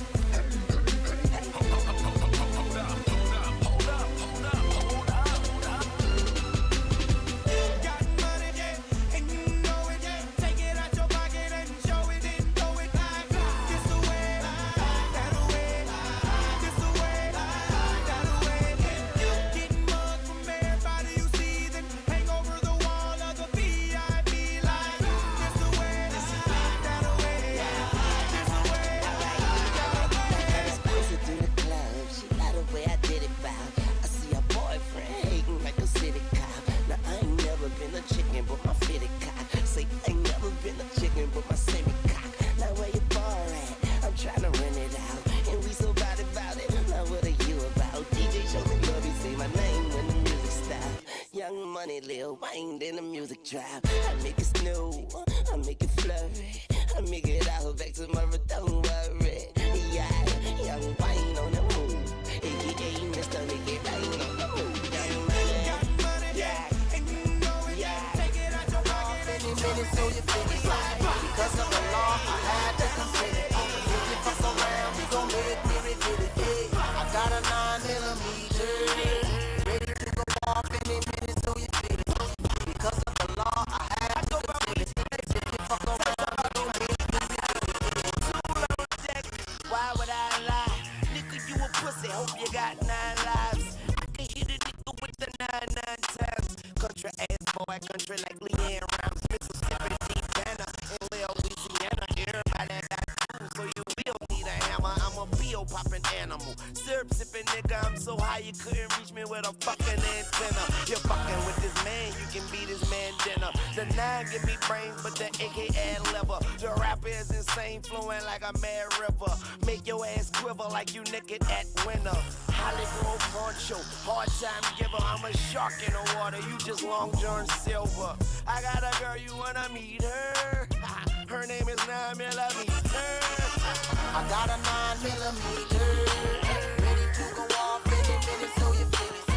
Because of the law, I had to consider it. If you fuck around, you gon' make me reveal it. If I got 9 slugs, 9 bullets,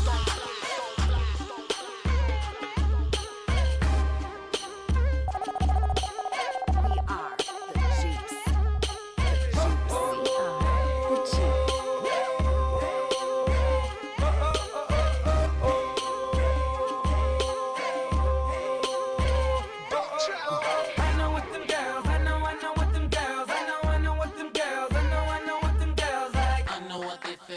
Breathing on their heels, and it's me they wanna kill, cause I give them what their girls like. I know what them girls, I know what them girls, I know what them girls, I know what them girls like. I know what they feel, cause I'm breathing on their heels, and it's me they wanna kill, cause I kill them.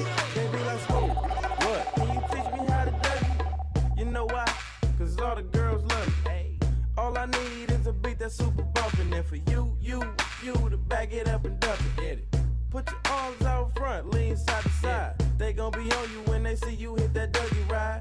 Ain't nobody getting with my bro from Morningside. He go by Bubba and he hit that death like thunder. Okay, I ain't from Dallas, but I need town boogie. I show my moves on there, everybody tryna do that. I lead the functions and all the ladies tryna. You just do you, and I'ma do it all day. Dudes love to hate, so they try to shoot me. Females be stuck to me, I think they try to glue me. I make the party shine bright when it started gloomy. This beat was bubble gum, so I had to chew it. Hey, hey, hey, hey, teach me how to do it, hey. A very, very beautiful morning. This 22nd of April 2021. It is about 8:34 a.m. and we are very excited to have you this chilly morning from wherever you are listening to us from. This is the Breakfast Club and you're tuned into your #1 online radio. I am your crispy caramel chocolate voice. I go by the name of Mary and I'm joined by the married bachelor himself. For the beautiful ladies out there this morning right here at the Breakfast Club, you can call me Wams because I am your Zazi. But for the men out there, I am your Bazoo. You can call me Wamalwa all day, any day. And we are joined by musical greatness. I am talking about the mashup king, the mashup guru. Umse anacheza hiyo mziki vile mademu wenu wanawacheza all day, any day, giving you nice hits, nice and easy with DJ Veezy. They call me DJ Veezy, your favorite DJ. Ukitaka pia unaweza nita your girlfriend's favorite DJ. Yeah. Hi. Yes, sir. Hi. I am super turned about that intro. Your girlfriend's favorite DJ. And I was scratch. Not my girlfriend, your girlfriends. Uko nje, si wangu, si wako. Wenu. Uko sure si wako? Si wangu. Uko sure? Si wangu. You're so confident about that girl, but it's okay. We'll be here to heal you. But anyway, regardless, guys, we have been talking about education. Na tumeongea karibu tupigane hapa. I am still sticking that education is the key. Education is not the key. Yes. Stop lying to people, Jill. The thing is, you can have that piece of paper with you, but you don't have a job. You're out there, unafanya mjengo, and you have an actuarial science. Let me tell you, and I've said this time and again right here in this studio. I have a friend of mine, okay, from where I come from. Okay, this guy anafanyanga mjengo, and this guy has a degree, believe it or not, first class, in civil engineering. Yes. Nako pale mjengo. So if he studied all this while and you want to tell us education is the key, mbona ako mjengo? Do not blame people do not blame on unemployment problems. That is the government you afford to blame. Yes, this guy amesoma hadi civil engineering, but there are no jobs. That is something we're talking about. So why is education considered the key if kama umsako mjengo? No, and that is something unajua saa zingine Mungu anaweza amua kitu inaweza kukutendekea mzuri. Sasa tumeingia kwa Mungu na tuko education. Mungu anaweza amulia. My people, let's call a spade a spade. Yeah. Don't generalize. Usiseme ati education is not the key. Sema Kenyan education is the shambolic. Yeah. Shambolic of the shambolic. Very true. Wow. Very true. This is how we talk about Jill, how many people have this is how we talk papers? about our country, and you yourself talked about saying that you cannot even leave your country. Yes, I cannot leave my country because I am comfortable with being at home. Yes. This is my home. Okay. I have grown up in Kenya, and all the way I love Kenya. The only thing that I say that makes me not that much of a citizen is the fact that I don't have a Kenyan wristband. But I love my country. Okay? And the education up here, it's poor. Moving on swiftly. Before tunataka tukusema education, kuna mtu amesema Lucky Jeff amesema education is not the key. It is just a key. Yes. Thank you very much, Lucky Jeff. I think he just said it. But anyway, since umesema education is not the key, tutatafuta tu siku moja. Yeah. Anyway, I want to ask you guys something. What do you miss the most about life before COVID-19? What I missed the most about COVID-19? Life before COVID-19. Before COVID-19. That was in March, I don't know when. I think what I miss the most is free hugs. Free hugs? Yeah, honestly, unajua maze nilikuwa napata zile hugs zingine, you know, somebody hugs me. I don't know this person, but this person hugs me so tightly, and I'm enjoying that hug. I think that's what I miss the most. Yani, Wams amefikiria everything, but the only thing Wams miss the most are the hugs. Unajua watu kwanza kwa hizi makampus, mna hug a lot of people. But see, too much mna socialize sana. It's a greeting. It's a form of greeting. Team handshake. No. Sasa uta handshake aje na hiyo achia kina Raila. Kuna Okay. Skiza G. Okay. Let me tell you something. Maybe first of all, I don't mean to toot my own trumpet. I am a gentleman. Kuna venye ile firm handshake inafanyanga naweza jua kitu unafikiria, na kama unataka kunidanganya ikifika kwa biashara. I miss that firm handshake. You miss it? Yes. Because nowadays you cannot. Inakuwa ngumu bana. And I also miss eating people's food, of course, you know. Just somebody eating their fries and you're there putting your fingers in it and you're eating it. And Yani, it's the things that you people are missing. So what do you want us to say we are missing? Mimi yake miss freedom. Nime miss kutovaa mask. I miss that. I miss going out because at this point, yeah. You know, nimechoka na kuambiwa come to my crib. We can Netflix and we can have some drinks. That's a pick-up line. Kuenda dates. Nime miss kuenda out just to have my drink and relax at a club with my friends and have like a girl. We can't have a date kwa nyumba. Which date kwa nyumba? Somebody son. Unajua sasa nataka kunionea at this point. Mimi sifanyangi hizo maneno somebody son. Which date? Let me tell you, Jill. So you have to tell me that a date cannot happen in the digs. Apana. In fact, hapo hivyo, you know, no. Thank you very much for giving us a pick-up line. That is a platform for letting people mnajua chenye inaenda kufanyika hapo ni stiachi. But you know, let me tell you, Jill, you know, when you come to the digs and you pull up to the digs and we are out there chilling in the digs, okay? Tumetulia pale Kedzani and now it's a date. I have cooked some sumptuous meal and you're out there enjoying the fruits of my professional cooking. Chef Wams at it, okay? I've cooked for you. Bought some expensive Shamdor wine. What is Shamdor? Shamdor is wine, okay? We've popped it. And ziko pale kwa champagne glasses and you're sipping yours, I'm sipping mine. Yes. We are looking at each other and smiling. You're enjoying my tokens. We are looking at Netflix. Actually, I'm enjoying your tokens. You're enjoying my tokens and my money, okay? Now that's a date. That's not a date. What is it? It's not a date. What Why am I it? coming to your house? So that, you know, let me tell you. Unajua ni kama Wams. Yeah. God forbid, tofia kwa, okay? Unikatie. Okay? Yeah. Chicken, okay? Yeah. Unikatie. Yeah. And then, after 1 week of us having some small talk, you tell me, can you come to my house? I want to cook for you and then probably you can Netflix. Yeah. Tunajua hiyo inamaanisha nini? If you know, that's You why, know. that's why, Jill, We you know, both you know want what is going to happen. You know, you want to pretend like, for example, Jill, if God forbid, Mungu, shetani ashindwe, I ask you out on a date, okay? And I tell you, Jill, pull up the date. We have been talking for a while. Maze, okay? Pull up. Pull up. Come on. Let's meet at KFC or let's meet at You see, Kempinski now or that is a okay? date. I tell you that. Yes. You at night in the bathroom landscaping. With your lawnmower, you're landscaping. Why are you preparing for something? And you know I'm saying the truth.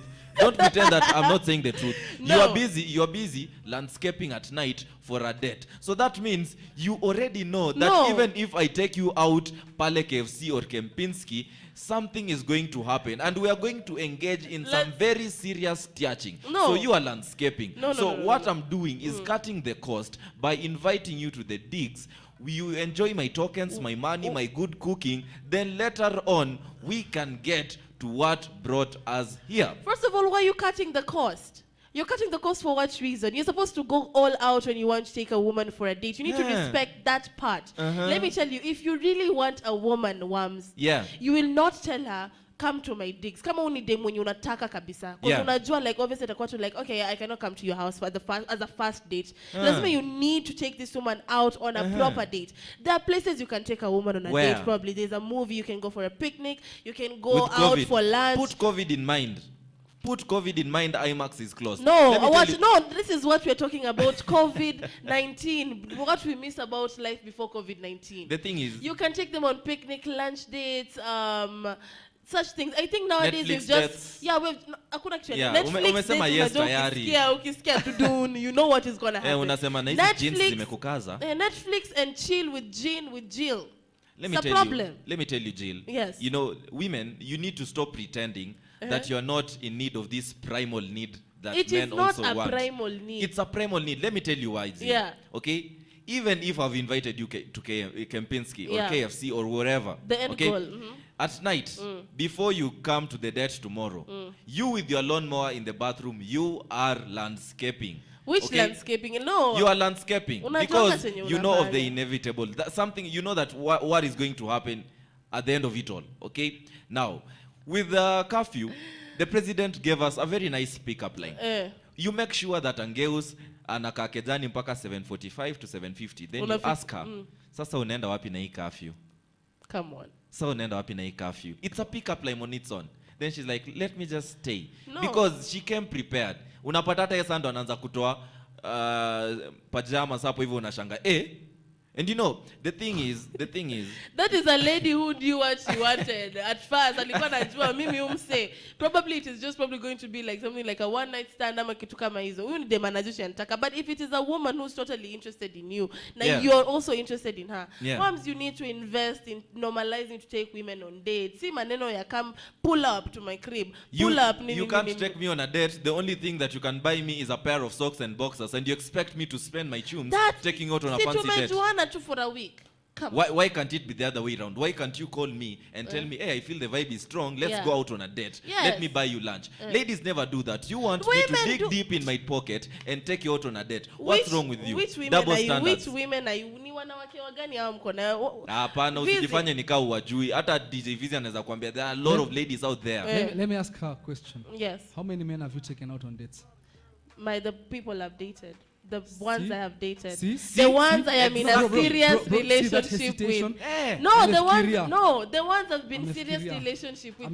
Hata sikufikiria. Let me tell you what has happened. You have just tied yourself in such a manner that you have told us that you have taken the people you have dated on dates, right? Yes. Now, you want me to every lady that I meet and I'm pursuing to take that lady on a date. Ati kila time nakatia dem nampeleka date. Kila time nakatia dem nampeleka date. But you want to take people who you date.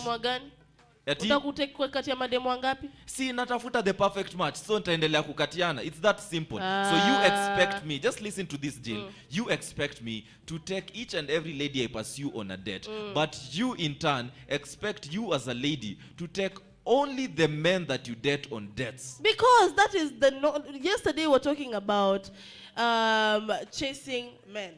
Like you're not supposed to do that. Like I think it was with a Alfred date is saying, not chasing a man. Listen, exactly. And a man mwenyewe anajua what he always wants. I feel like don't as pull men, that card on me. Yes, I'm going to pull that card. I feel as men you have forgotten the aspect of dating. You may feel too nowadays it's important for like, okay, nimekukatia, pull up to my digs. Let's engage in 1, 2, 3, 4. Let's Netflix and chill. In case of like usually engaging in conversation to see if you really like this woman's personality or not. But the other way around is because nowadays you have normalized. Okay, so I'll come to my digs. We watch Netflix and chill. Let me explain to you why we are calling you the digs. It's because you, the same ladies, are demanding less.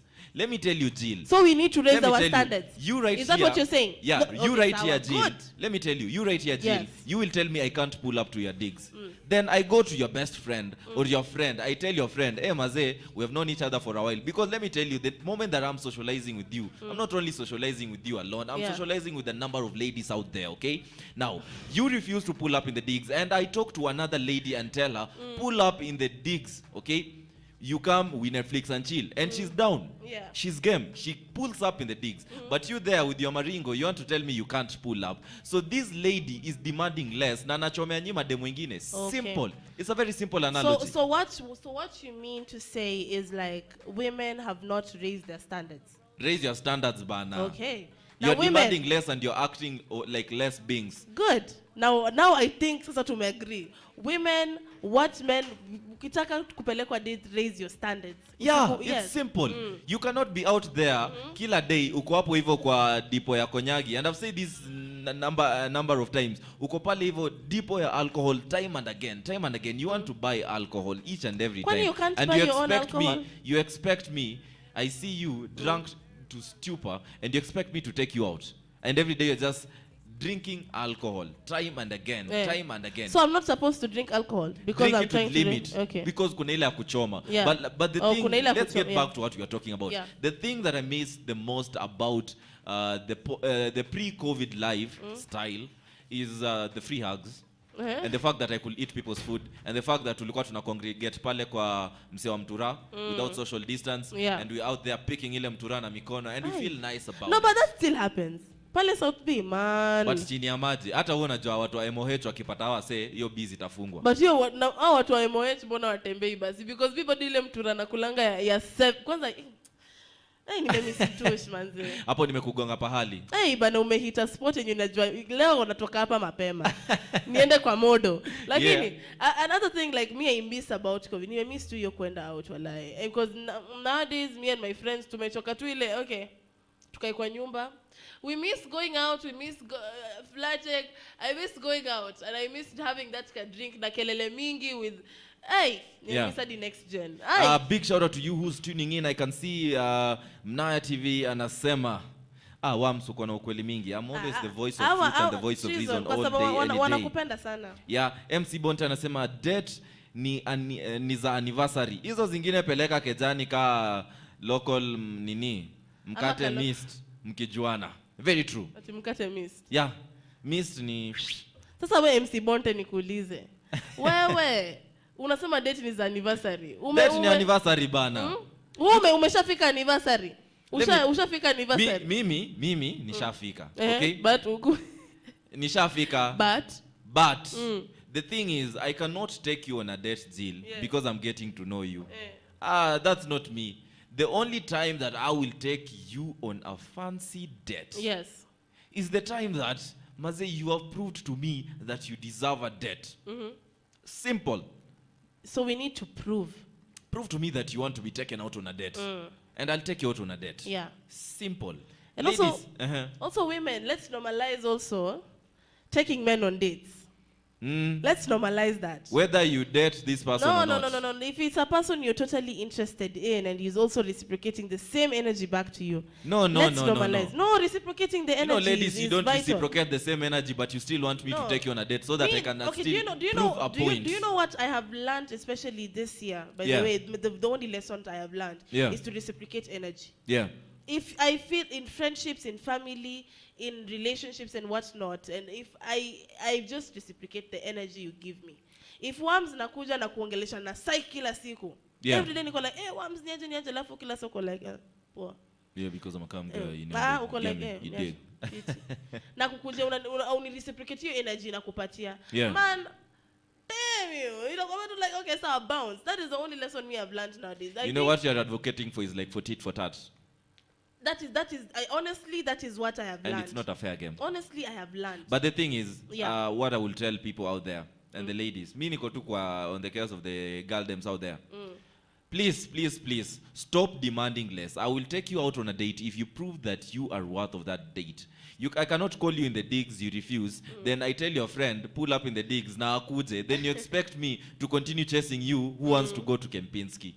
I'll go with the person who has pulled up in the digs. And maybe, maybe, I'll take her on that fancy date before you because she was there during my toughest time when I wanted this primal need. But maybe if it's not the one you want, kuna wale mademu wanajiforce kwako. Hakuna. Kuna wale mademu wanajiforce kwako. Wanajiforce kwako na unajua alafu kwa pull up. How are the ones who are very desperate, the ones who will come to you? I've never met one. Let me tell you, if a lady, imagine that those who are very desperate, you can to pull up. But she has proved to me that she wants me and it's something that she needs. Na wewe kama umtaki. So you know, because I've seen her effort, I will give it a thought. I'll give it a thought. Simple, because she has shown me and proved to me that Maze Wams, it is you that I want. It is you that makes me breathe and live for another day. I will definitely date this amazing lady or give her a chance because she has proven that point. But you out there, Jill, with your superficial standards, you are telling me about KFC, you are telling me about Uber. The heart wants what it wants. Wams kama utaki udema mtaki. Let me tell you, Jill. Facts, no printer. You know I always have facts. Let me tell you, Jill. Okay. You have to demystify and do away and scrap off this notion of telling people that they fall in love. Nobody falls in love. Nobody does. Grow in love. Okay. Okay? So if I'm giving you this chance, I'm giving myself some time to get to know you at an intimate level. So as days progress, I will grow in love with you. I will definitely be intimate with you emotionally and in every way possible. Yes. Simply because I have grown in love with you. I gave you a chance. Okay. Okay? Because let me tell you, in a relationship, your amount of love to me will never ever be the same with me. Kuna moja inashindanga mwingine. I like the way you have used that because I remember on a certain show some time back, we had a discussion of some sort of this, and you told me, kuna wakati like you've been dumping this chick because amtaki. Yeah. Simple. Yeye ndo anakutaka umtaki. Mimi nikasema hivyo. Yes. We will go back to that show. I've never said that. I've never said that. We walked. Sasa unataka kuniruka kama mkubwa wa DCI. Mimi Wams. Nikakaa hapa Joseph nikasema kitu kaa hiyo. Wams. I don't recall. Alright, guys, remember our social media platforms. This is Just Wave Radio on all social media platforms. Remember, you can also go to our new baby, that's a Just Wave TV, and we can engage in candid and strong conversations. We want to get back to the music, and we're coming back with the topic of conversation. We are talking about friendship and growing onto it. So, guys, let's get back to the music, and we will be right back. Juice Wave Radio. Juice Wave Radio. Hey, hey, teach me how to do it, hey. Baby like smooth, what? Can you teach me how to do it? You know why? Cause all the girls love me, hey. All I need is a beat that's super bumpin', and for you to back it up and dump it, get it. Put your arms out front, lean side to side. They gon' be on you when they see you hit that Dougie ride. Ain't nobody getting with my bro from Morningside. He go by Bubba and he hit that dance like thunder. Okay, I ain't from Dallas, but I need town boogie. I show my moves on to everybody tryna do me. I lead the functions and all the ladies tryna.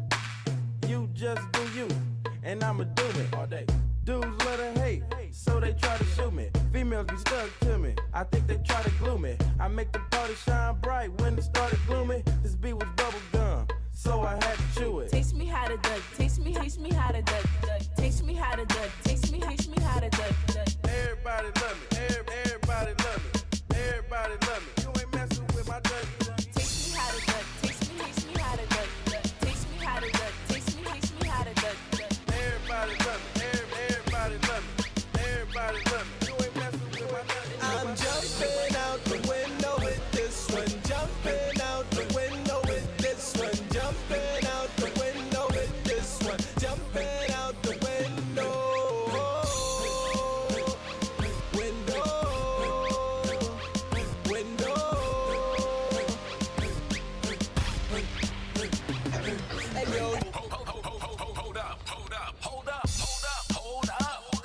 We are the juice. The juice. We are the juice.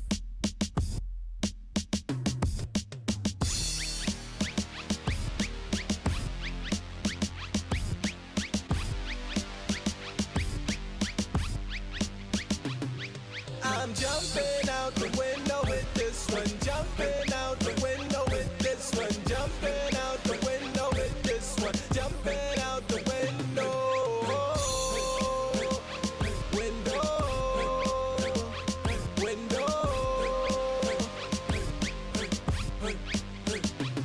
Hey yo, you ain't gotta worry, Harlem World, man, I got this. Hit the studio, spit nothing but the hotness. Hit the club up and your girl is on my list. Got the goons with me, so y'all don't wanna try this. VIP and everybody ballin', having fun and nobody is brawling. Shorty come here, I don't know why you stallin'. We gon' party till it's the morning. The morning. The morning.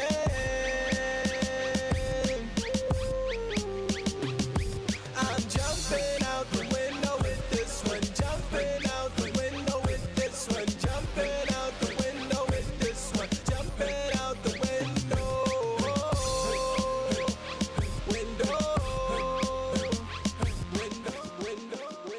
West Side is a habit, get like me. Hey, I'm saying the Chevy with the beat like me. Hey, I'm saying the Chevy with the beat like me. Hey, I'm saying the Chevy with the butterfly door. Stunt is a habit, put it in the house. Stunt is a habit, put it in the house. Stunt is a habit, put it in the house. Hey, I'm saying the Chevy with the butterfly door.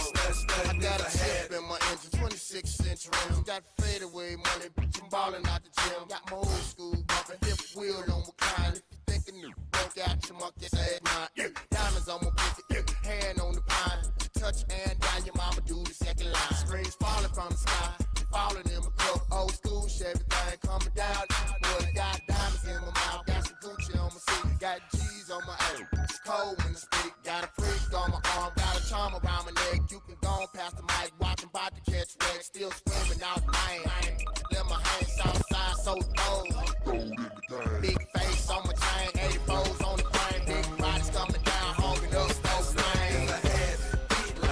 Hey, I'm saying the Chevy with the beat like me. Hey, I'm saying the Chevy with the beat like me. Hey, I'm saying the Chevy with the butterfly door. Stunt is a habit, put it in the house. Stunt is a habit, put it in the house.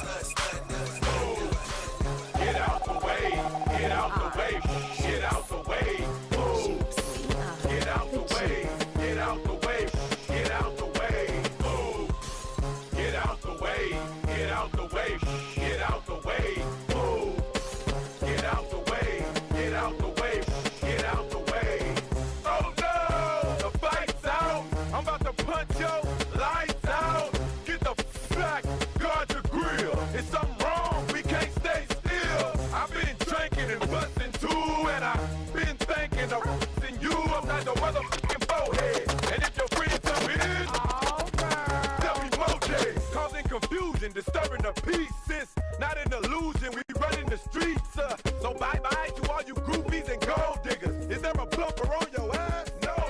I'm doing 100 on the highway. So if you do the speed limit, get the out of my way. I'm DUI, hardly ever caught sober. And you about to get ran the over.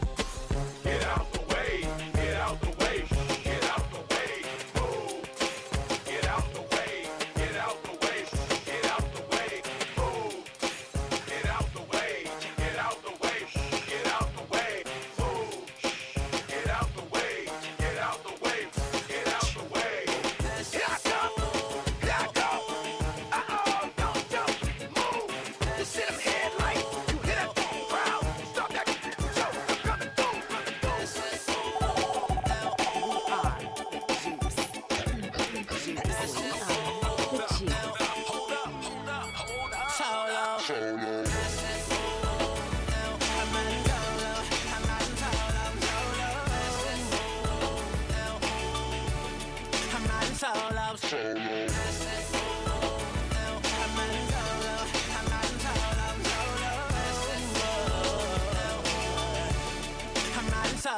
I'm putting on my shades to cover up my eyes. I'm jumping in my ride, I'm heading out tonight. I'm solo, I'm riding solo, I'm riding solo, I'm riding solo, solo. I'm feeling like a star, you can't stop my shine. I'm feeling like a sky. Juice Wave Radio.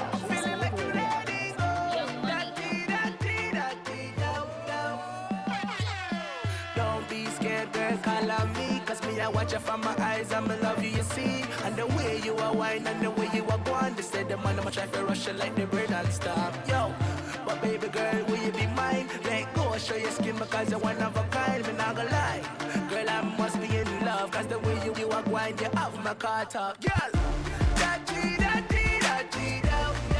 I'm feeling like you let me go. I'm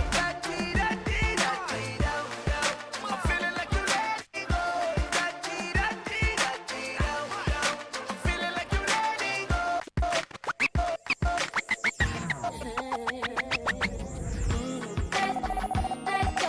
I just can't let So much I love you. I hate that I love you. I just can't let So much I love you. So much I love you. So much I need you. And I can't stand you. Must everything you do.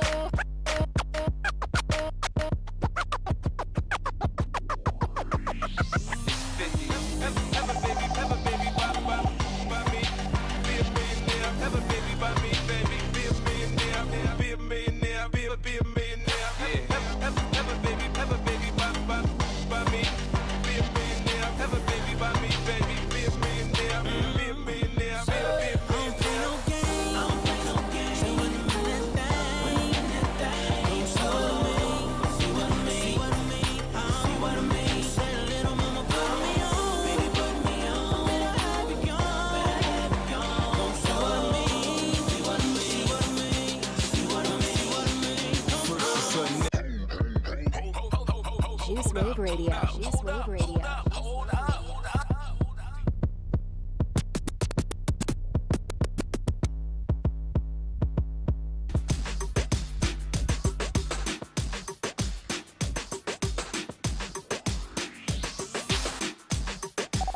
Juice Wave Radio. Juice Wave Radio.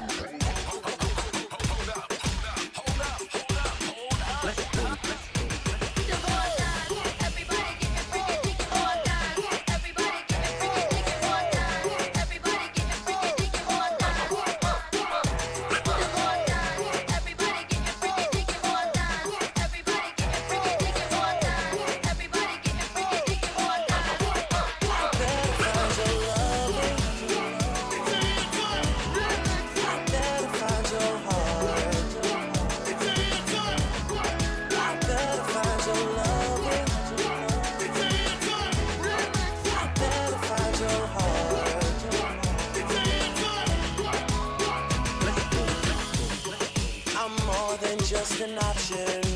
Hey, hey, hey. Refuse to be forgotten. Hey, hey.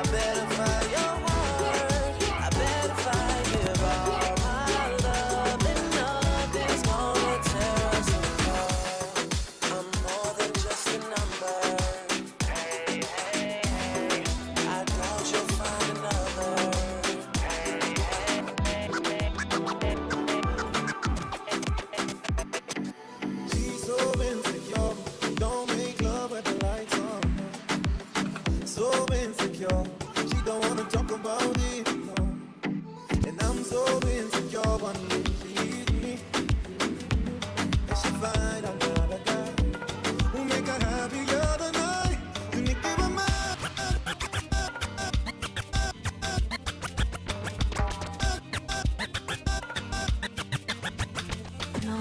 Baby, this a yash in a sheet up. If you agree, mama laton. Party 2 at the party 1. Party 2 like the palm 1. I go be to change your catwalk and change your life joy. Every day not to enjoy. Open and close like a laptop. When it goes, it goes. When it goes, it goes.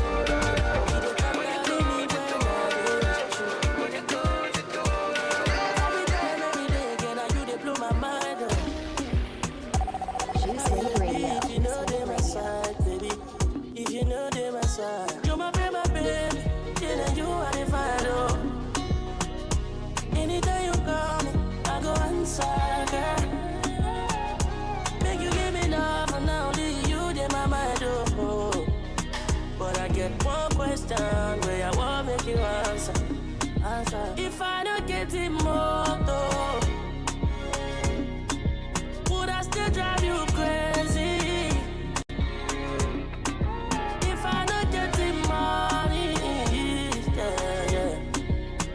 Still call me your baby, oh. Yeah, I know, yeah. Mon amour, would you still love me, mon amour? Would you still kiss me, mon amour? Yeah. Say you don't believe me, mon amour.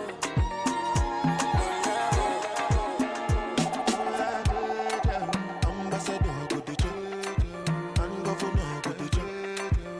President go to church. When I say make we jump, go to jump. Ambassador go to church. And president go to church. And governor go to church. When I say make we jump, go jump. No before here with them on Jesus. Yeah, my country problem it passes us. Pick up yourself, MC Bonte.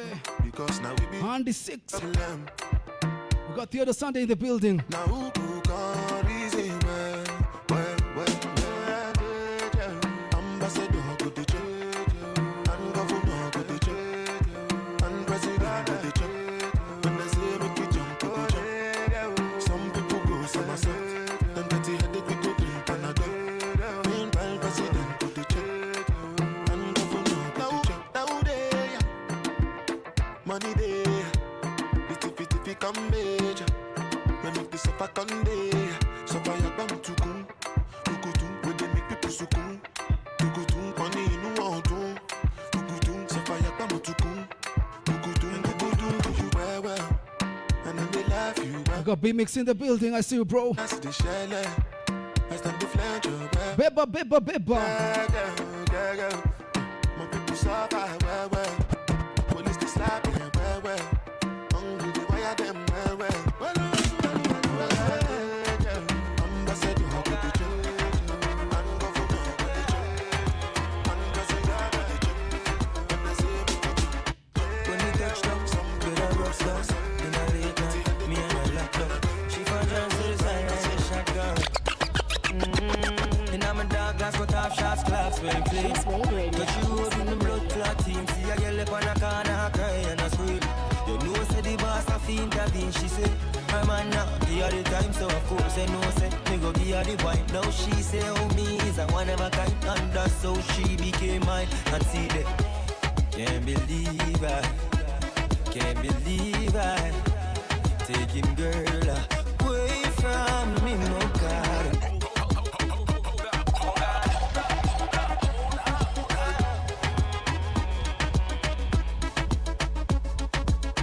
When we touch down, better broke down. In a late night, me and a lockdown. She found John to the side, rise a shotgun. And I'm a dog glass, cut off shots, clocks well clean. Touch you out in the blood clot team. See a girl up on a corner, cry and a scream.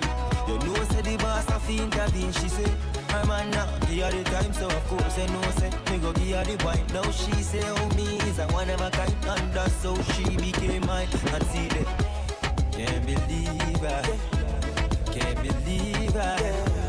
taking girl away from me. Ooh, yeah. Although you I know you bad, oh. You give me love, I give you back, oh. You give me this, I give you that, oh. One time, oh yeah. Although you was a one laugh, oh. If I leave you, now you I go run back to, yeah. I go run back to you. It's wrong for you, baby, I'm going away. Your love is true, I know you always be there. I'm coming for you, baby, I'm going away. Your love is true, I know you always be there. No one can love you like I do, nobody. Baby, no one can love you like I do, my head. Baby, no one can love you like I do, nobody. Yeah. Yeah. Fire boy, yeah, so. Ooh, yeah. Although you I know you bad, oh. You give me love, I give you back, oh. You give me this, I give you that, oh. One time, oh yeah. Although you was a one laugh, oh. If I leave you, now you I go run back to, yeah. I go run back to you. It's wrong for you, baby, I'm going away. Your love is true, I know you always be there. I'm coming for you, baby, I'm going away. Your love is true, I know you always be there. No one can love you like I do, nobody. Baby, no one can love you like I do, my head. Baby, no one can love you like I do, nobody. Baby, no one can love you like I do, nobody. No one can take my place. Bad energy, just stay far away. Loving you day by day. It is the beautiful, beautiful music for me. That is my favorite song, Like I Do by Fireboy. You know, today I'm having some great, great energy despite waking up with some cold weather. But you know, this 22nd of April, we're about to spread you with good, good love and good music. And I'm telling you, I'm your crispy caramel chocolate voice. I go by the name of Joel Mary, and I'm joined by the married bachelor himself. For the beautiful ladies out there this morning, I am your Zazi right here at the Breakfast Club. You can call me Wams. But for the men out there, I am your Bazoo all day, any day. You can call me Wamalwa. A big shout out to BMX for tuning in. Big shout out to you. A big shout out to Eric Washira. Very big shout out to you. And we are joined by musical greatness. I am talking about the mashup maestro, the mashup guru. Umsiana cheza mziki vile mademwendo anawacheza. It's always easy with DJ Veezy. Bruh. They call me DJ Veezy. Yeah. Your favorite DJ, your girlfriend's favorite DJ. Hey. Yeah, exactly. Today we are having good energy. I'm loving the way we are reciprocating, eh? Right here on Juice Wave Radio. Hey. It's always vibes on vibes, positivity. Positivity. And now DJ Veezy can decide to play my... Let me tell you, I love Fireboy. Fireboy, I think mtu alinikunywa. Na toke tu kweva kuja kuwe. One time. Hapana. Mimi nilikwambia mwenye naoa ni Giveon. Sikosane. Hey. Huyo, that is mine. Here you are saying you're single by choice. Celebrity crush. Wewe unajua celebrity crush wako ni Rihanna. Usiende mbali. Fine girl. DJ Veezy, who's your celebrity crush? My celebrity crush, let's see, Vanessa Mudi. Hey, now we know your type. We know your type. From that we know your type. Yeah. Sasa kuna tabia moja nataka tukashifu wase. Hebu tuambie. Unajua kuna hizi phone etiquette. Nataka tukue nazo. I don't like people. Yeah. First of all, when you go out for a party, kila mtu ako kwa simu. Na mumeenda kufanya nini? Mumeenda kila mtu kukaa kwa simu. If I want to snap and show people that I'm having a good time, is it bad? Snap is not bad. Yeah. Mumeenda kila mtu ako kwa simu, watu wametulia, everybody is talking. Kila mtu ako tu kwa simu. Si masaa kudunda bado. For a party. Masaa kudunda bado. Secondly, phone etiquette. Na hiyo ni tabia yako wao nataka kukashifu. Ukiongeleshwa na mtu, especially me, when I'm telling you a story, you do not want to seem like you're interested. At least show interest. Unajifanya uko kwa simu. Saka mimi sitaki kukusikia. Sitaki kukusikia. I just use my facial expressions to show you and depict to you. Yo, jichuje. Oh, okay. Jichuje my G. Those are phone etiquette. Nataka tu kujua ni, guys, this is the fire question I want to ask you. What is one phone etiquette you want to kashifu today? Kwa wale watu wa masimu, wale watu wa iPhone 12X Plus. Na Huawei Y9 Grand Prime. I must mention my phone in this discussion. And the team Androids, Yeah, you cannot degrade my phone. Unataka kukashifu the phone etiquette for today, but that's not our topic of conversation. Yeah. Today we want to talk about friendship in general again. Urafiki. Urafiki. Now, friendships are things that also are enhancements to our life as well. Tulikuwa na story moja tulikuwa tunaambia tukiwa high school. Show me your friends and I will show you who you are. Eh? And let me tell you, nowadays we are living with our youth really moving with peer pressure. Yeah. Watu wanaishi maisha si zao. Yeah. I don't know if you have an experience with this, DJ Veezy. Or you can give us a story, that is. Allow me to tell you this story, guys. Now let me tell you a story. So, watu wanaona DJ Veezy pale, wanaona jamaa haya gari, haya Range Rover, sawa? Anatembea nayo. Watu wanaanza kuongea, si ndio? The pressures of life zinaanza kuwa mingi. DJ Veezy, nilikuwa nimetulia naye pale Gazebo. Sasa DJ Veezy anaendesha Range Rover. Nini. Wewe, haujui nimefanya nini ndo niendeshe Range Rover? Haujui kama nimenyonga mtu? Haujui chochote? So, achana peer pressure. Peer pressure is crazy in life. It will make you do things that you wouldn't even wish to do. So my advice to the youth ni watu waachane na peer pressure. Utakufa na depression. Usione Wams anaendesha hapa BMW X6 X5 useme Wams Subaru boy. Wacha niingilie Subaru boys au ndio nimewaona sana. Subaru boys hapa nje mnadanganya watu na mnakunywa wasichana out of context. Wanawakunywa. Mnakunywa wasichana. Mimi naogopa. Let me tell you something. Mimi kuna kitu naogopa. That is speed. I can't handle speed. Let me tell you, Wams uniendeshe gari na speed. Kuna speed napenda. There is a certain speed and I don't want to have that discussion today right here. Lord, sanitize my mind. What is sanitizer? Talk to me, Jill. Umenipoteza di words. Guy. Yeah. Kuna speed unapenda. Kuna speed napenda. I cannot deal with Wams. Ladies and gentlemen, I am telling you. Okay, umenipoteza di words. You know the thing is. Yeah, you know. Now I remember. Yeah. There's a speed I like when I'm being driven. Please bless your mind. Yeah. Now, kuna kitu naogopa na hiyo ni kuendeshwa haraka. Yeah. Sipendi hiyo speed. Naogopa because I'm scared of accidents. I've been in one and it's very scary. Yeah. So mimi napenda mtu kuenda na 80 kilometers per hour. Subaru boys nimeona juzi out of pressure. Yeah. Wameenda sijui wapi, they are racing crazy. Na wanaendesha vibaya. It's some speed that is unnecessary and fathomable speed. Yeah. Yenye wanaweza hata kugonga watu. Si speed yenye unapenda? Si yenye napenda. That is some crazy speed. Yeah. Now, the problem with these Subaru boys, mnaenda mna haya gari, mnaenda road trip, mnakunywa because you have your friends over there. Mna drive at you some pop booties. Boy, can you chuck 5Gs, man? Me, I'm like, leave us be. Yeah. Leave us be. Yeah. Now you as a person, unajua huwezi afford. Yeah. You cannot afford to go and hire a Subaru. You cannot afford to pop Bel Air. You cannot afford to even have that 5,000 shilling. But the people you are with, your friends, the people you call your friends. Yeah. Manzewa ni wase what they can chuck 5Gs. Upper hill, Kitusuru people. Very fast. You know, come to like Wams, you got like 10 Gs. I may got like 5. Veezy, can you chuck like 3 Gs? Na Veezy kona fuliza balance. Yeah. Well, where's the manage? Yeah. Lakini what you want to do, you unataka kuanza kukopa. Yeah. Unataka kukopa just to try and reach to the maxima of your Subaru team gang. Yeah. Hawa watu wa Subaru boys mimi naona ngalo wamekaa nyuma. Washana driver seat. Na kwanza washana nyuma. Mwenye amekaa hapo front left. Yeah. Front left. Si back left. Yeah. Front left. Yeah. Huyo naye hakuna kitu. You know the thing is, I feel like, when you buy a car, you want to experience it, you want to feel it. Yes. Okay, you want to feel its power. Unataka feel engine ya hii gari. Okay? So you go ahead speeding.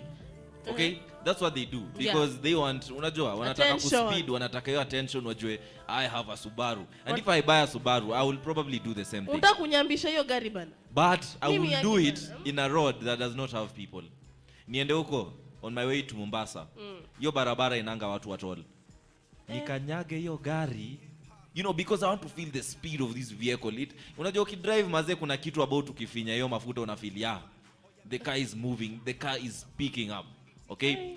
So I wouldn't blame them. The only thing that they're doing wrong is that they're doing that at the wrong place. The other thing about friendship, I feel like there is positive peer pressure and there is negative peer pressure. For sure. Unajua kuna ile peer pressure flani maze. For example, I'm the type of person, if Jill I see you with something that I don't have, I'll make sure that I have it. And it's not jealousy. Because I always feel insecure. I feel like if you have this, if you have this and I don't have it, you will feel like you can subdue me. So let me have it so that we are at par and we can sit at the same table and converse about it. Yeah. That's what I always feel like. To me, that's what motivates me. That's like positive peer pressure to me. Okay? If you see something that is good and you really want it, then go get it. Exactly. But kuna hii negative peer pressure. In high school, let me tell you a story, okay? I used to study with a guy. This guy used to tell us about, because I studied in Western, uko Kawaluya. Yeah. So this guy used to tell us vile anatoka Nairobi. You know, at that time watu wa Nairobi walikuwa the G's. Hata mimi pia nimesoma some boys school. Yeah. Si nilikwambia tulikuwa tunaitwa handsome girls. Handsome girls. Yes, sawa. Yeah, nilikuwa nasoma huko Siaya. Yeah. Sawa, watu wa Nairobi were the big thing. Watu wa Nairobi were the big deal. Mtu anapanda hizi coach, hizo ma no thrift anaenda mtaani. So this guy used to tell us vile ni wa mtu wa mtaani mbaya sana. This guy is from Nairobi. Anatuambia vile kwao they are well off and everything. Till that day that the class teacher stood in front of us and told us, so and so, your parent has told us that ametuma 200 ya kwenda Mumias. What? Hapo Daru, we burst out laughing, okay? It was the embarrassment. Because, you know, you want to depict a life that isn't yours. You want to live a life that isn't within your financial constraints. And I've seen a lot of people do it, especially ladies. For sure. Okay, you see your friend with something. You see your friend with an expensive wig. With expensive, ameka pale acrylics popping. High heels, ama amevaa wedge zingine zimeenda shule. This lady is looking peng, okay? You want to be like her, but you don't know ametoa wapi hii do.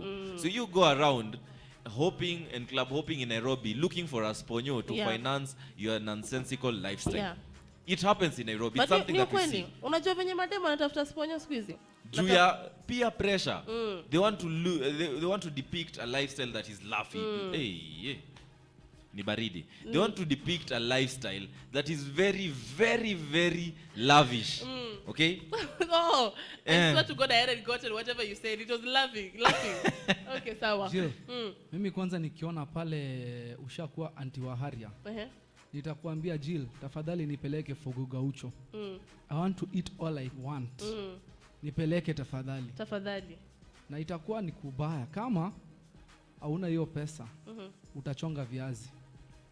And so, just as Wams is from saying, do not depict the lavish lifestyle if you cannot finance it. Exactly. Very true. Mambo bana. Very true. And I can see a beautiful comment up by Mnaya TV. This guy is very wise. I must say this guy is very wise. Anasema, usidanganyike, jamaa anaweza kuwa Subaru boy na ako na madeni kwa bedsitter. Life ni funny. Unaweza pata uko better kuliko hiyo jamaa. Usikufe pressure boy child. That's true. Very true. You know, my youths maze huku nje, they want quick success. Okay? Because they are seeing somebody who's like, let me give you an example. Kuna mse hapo hivyo ame surpass their goals. This guy is living a lavish lifestyle. By 22 mse anaishi kwa 3-bedroom house, analipa pale Kilimani, very comfortable. Okay? So they're looking at this guy and they're like, I want to be like this guy. They don't know what this guy did. Unajua kikanom say, for example, if you're an artist and you sit down with most artists who have made it, and they tell you their process, their journey and their media journey to where they are. Mazi will discover this guy grinded. Before hata hiyo vine yake moja ijulikane. This guy was out there doing limitless vines, trying to reach out to countless people. Okay? But because you out there, you're seeing this guy has made it. Ndo umemjua na hiyo vine, you assume that alianza juzi and he has made it. So you also want to do the same thing. Yeah. I've seen youths getting to the point that wanaanza kunda vines simply because so and so made it. Aliunda vine akaomoka. Umso ukikane hata kwambia vile alikuwa anaenda Kenya National Theatre na tarmac for like 3 years. 3 years, yeah. Okay, and you're out there, you want that lifestyle, so you end up depressing yourself, pushing yourself to depression. Leo ebu mpigie kengele changamke kidogo. Uko sawa? Ni chai sijakunywa. Sawa, imagine you need to drink. Ni chai tu. Unajua mimi ni Mluya, so nikiamka asubuhi na sijakunywa chai, such is prone to happen. Yeah. So people need to stop pushing themselves to depression simply because you want to live a lifestyle. Kaya mse mwingine. Ama nadanganya watu. For sure. Like also like this is a story of a guy I was listening to his story. This guy used to be a pimp, huh? Yeah. Kazi yake ilikuwa alitapa kakaona manze ninajua connect ya watu wako na pesa. Yeah. Na najua mademu nyako thirsty kupata do. Yeah. Now what am I going to do? I'm going to hook them up. Anaambia umse umepata dem, huyu dem ndio huyu unaweza you can send her like 5,000. Yeah. Anaambia alafu kati yangu unanipatia 1,000. Yeah. Anaambia huyu dem mwingine mimi utanipatia 1,500 juu nimewaconnectisha. Yeah. So this guy used to be a pimp until one time something unfortunate happened. Kuna dem mmoja hapo si alikuwa she was so depressed over something that happened, and also probably I think she wanted to get to that kind of lifestyle, but alikuwa anaogopa. Yeah. So she met with the guy mwenye anataka stitching, serious something awkward stitching. Yeah. So this guy raped this chick and it was a serious case. Yeah. Hadi akapelekwa jela. So one thing this guy used to say was like, madam, let it not be so desperate for you to try and get a sponsor and be so desperate. Kwa sababu nimefanya hiyo makosa and I'm paying for those things that I have done. Wanaume pia huku nje. Mimi nataka tu kuongea na hao wenye wanataka ku show to women that they're doing good. You don't need to show it. Work hard for your own, grind on your own, get that money. Ukishapata. At a personal level, I will show it. To my exes, so, I will flex. You want to flex? Okay, so kama but not with the fictitious lifestyle. Just with something that nionyesha I'm progressing in my life. Unataka kufuatana na watu unatutanganya pale Snapchat, hanging out with the gang, Hennessy gang, you know, popping booties, and you know that's what we're doing. Yeah. Now I'm seeing a very good comment from most of them. Wanasema social media plays a role in depression, my guys. Mtu anaona someone on socials vitu lavish. You use what he said, yeah? Inabidi yeye pia atafute. Mostly end up faking a lot of tit. Let me tell you guys. Let me tell you a story. Kuna hii time yenye there was this app that Xtiandela was promoting. Itoboa. Yes. Very true. This person X alikuwa anaonyesha, it's a very famous person, this person X. Alikuwa anaonyesha watu vile anaishi the life, the soft life. Yeah. Going to the clubs and popping bottles pale nini. Watu wanafikiria it's his bottles that he's popping. Hakuna kitu kama hiyo. Apparently people got to find out that mse hakuwa na pop bottles zake. It was the friends. Alikuwa anaenda kwa mabeshte wake, not even friends rather, like a friend of a friend. Yeah. Anaenda pale kwa hiyo meza, wanakaa pamoja, anapiga mapicha. Let me take this photo of nini. Anapiga mapicha, people wanaona enyewe mse mazee anaishi hiyo life, is living the soft life and everything of the sort. Kuna siku moja, so a video was taken, or rather a CCTV video of him was taken, akiwa amelewa chakari, drunk to stupor, without one shoe pale, anatembea nayo kiatu moja, na penye anaenda kubisha pale, anaenda kubisha kwa msichana, not even his lady, rather, na si beshte yake acha actually, ni a friend of a friend bado tena. Alifukuzwa apparently. So my people, it's crazy out here. Msipate hizo pressures of life. Hey, people only want you to see what they want you to see. Hakuna mtu atakuonyesha kitu mbaya. And what do you think is something that can make people not be cornered by peer pressure? What do you think are the ways in which youths cannot be cornered by peer pressure? Because kila mtu anakuanga, hata mimi nakuanga na pressure. Yeah. So which ways do you think people cannot be cornered with?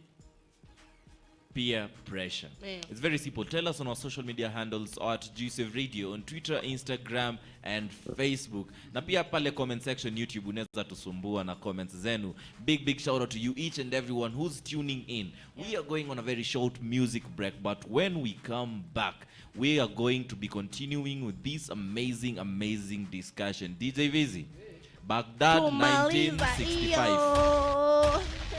Juice Wave Radio. Juice Wave Radio.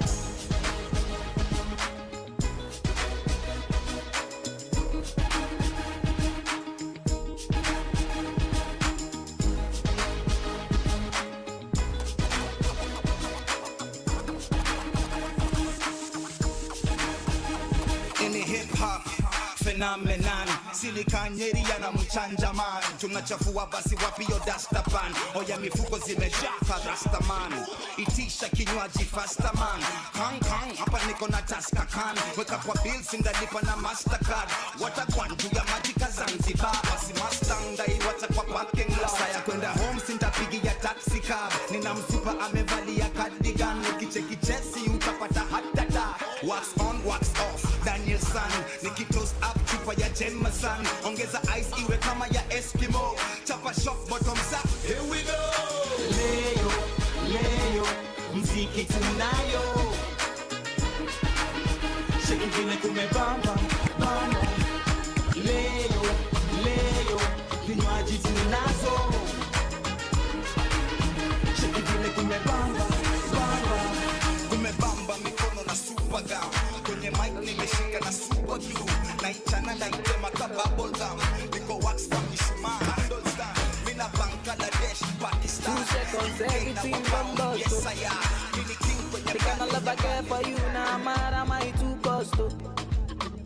He asked me waiting I love for life, I said waiting no go touch us, so every day nigga see my mama smile, that make me the bumper, so color biko, color biko, one beat take a color biko, color biko, one beat take a color biko, color biko, jammy take a color biko, color biko, Tell me say she like to dance a zonto, I don't like make you conto. Baby girl, you the mommy, you don't know. Baby girl, you the mommy, you don't know. Oh, yo, she said she give me ghetto love and tell me say I really don't know. I get girl, she the mommy, you don't know. I get girl, she the mommy, you don't know. Oh, for your mata, mo fo. For your mata, mo fo, mo fo. For your mata, mo fo. For your mata, mo fo, mo fo. Say my Adama, give me special love, mama, give me your lolly. 50 bottles for my baby, me lolly. 50 syrup for my baby, me lolly. Ooh yeah. Say my baby, you give me special love until the night, me your lolly. 50 syrup for my baby, me your lolly. 50 bottles for my baby, me your lolly. Oh yeah, one take a color biko, color biko. One beat take a color biko, color biko. One beat take a color biko, color biko. One beat take a color biko, color biko.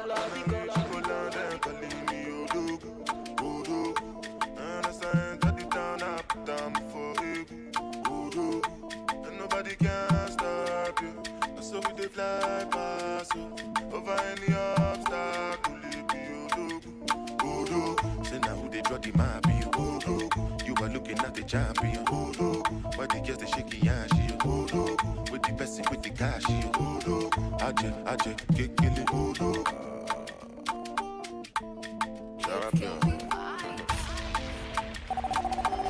Juice Wave Radio. Hasangu gana dika Kenyan boy dika 00 gana dika ngozi yake livyo laini, pozi lake nalo thamini, pua kajitobo wa kipini, mshua huyu mtoto wa mjini, nikazuri kasupa kindege, jicho lake lanipa kadege, alafu kana misuka ya genge, natamani kanipeni mege, na kanavyodondoka kamejaza besi Twitter, na kana shoboka nikikaona kakipita, akisista akicheka na mwanya, sijui ni kusudi anafanya, nyuma napoitawanya, nikipiga miluzi anankaya anadega, nikimwita anadega, kuna mademu mashashola na magia, akipia na pia mademu sare na vijana ni mia, na kau utafika bei nitakuadisia, vibes ni true hakuna za bandia. Yeah. Nimecheki Google Maps Houski kuna jam hadi Nax. Nimecheki Google Maps Houski kuna jam hadi Nax. Basi tutumie bypass mdogo Yeah. check it superhero on a mission, yeah. Black on black, looking like a billionaire. Game the 9 more, been getting free now, pair. I know it's impossible to really not stare. Spend weekends in my car, see me come dead. Floya kukufanya say machine come 10. Don't fall in a kujana breeze when I smell. It may mix na shash, but you really can't tell. Check it black jochin. We don't need it tint, kabla uhami engine. Ningumu resist, easy fly come in. Before we trust when they make that technique. Spadi leaky, melanin do chini, hakuna bleaching. Black is beautiful, you're not teaching. Girls are thinking, if I'm king tune, I'm a queen. Squad your tempaka DJ. Jia kuongeza tire. Competition I check it kwa kioo. Mambo yake pia ni black on. Tunapiga sherehe, agizia upewe. Tunapiga kelele, kanashika penyewe. Gold, kimangoto over 1.5. Go from design ya mom say you guy my guy. Tukundaka kama kawa na machaji no mind. Tulisaka tukapata yondo tamu wa life. Tuko mavitu, tunaserereka ni kupima na wazimu. Masha bila presha kujivinjari muhimu. Na shingi kutesa hizi area muatibu. Pori kona pesa ulenje kona kakitu. Spending. Sakol wanga ndogo ya mabreche. Suzu wagazogo tukistep in the scene. Nyumba mdogo tukiletin. Kastima kuna mseko na makasiriko. Tukikapopa kuna kurudisha kifuniko. Mwaga kadotu ya wahenga kama Stephen Biko. Alafu choki unatembeza hadi kokoriko. Ndani ya kotiko na mashelenge. Nikuserereka ngoko na mawezere. Tunaserereka flame jama pekele. Nikuserereka napiga makelele. Tunaserereka hapa kama wakati tunateketeza. Nobody too attractive, and the way I fall for you, it be like magic. Oh no, the way you did me, I go day, and I no go fit to come another day. Although I go to call you my baby, and together we go there, we no go fade away. Why be saying that you in my mind? Say you no be option, no be lie. Oh yeah, make you run away, make you fly away. Oh no. Why be saying that you in my mind? Say you no be option, no be lie. Oh yeah, make you fly away.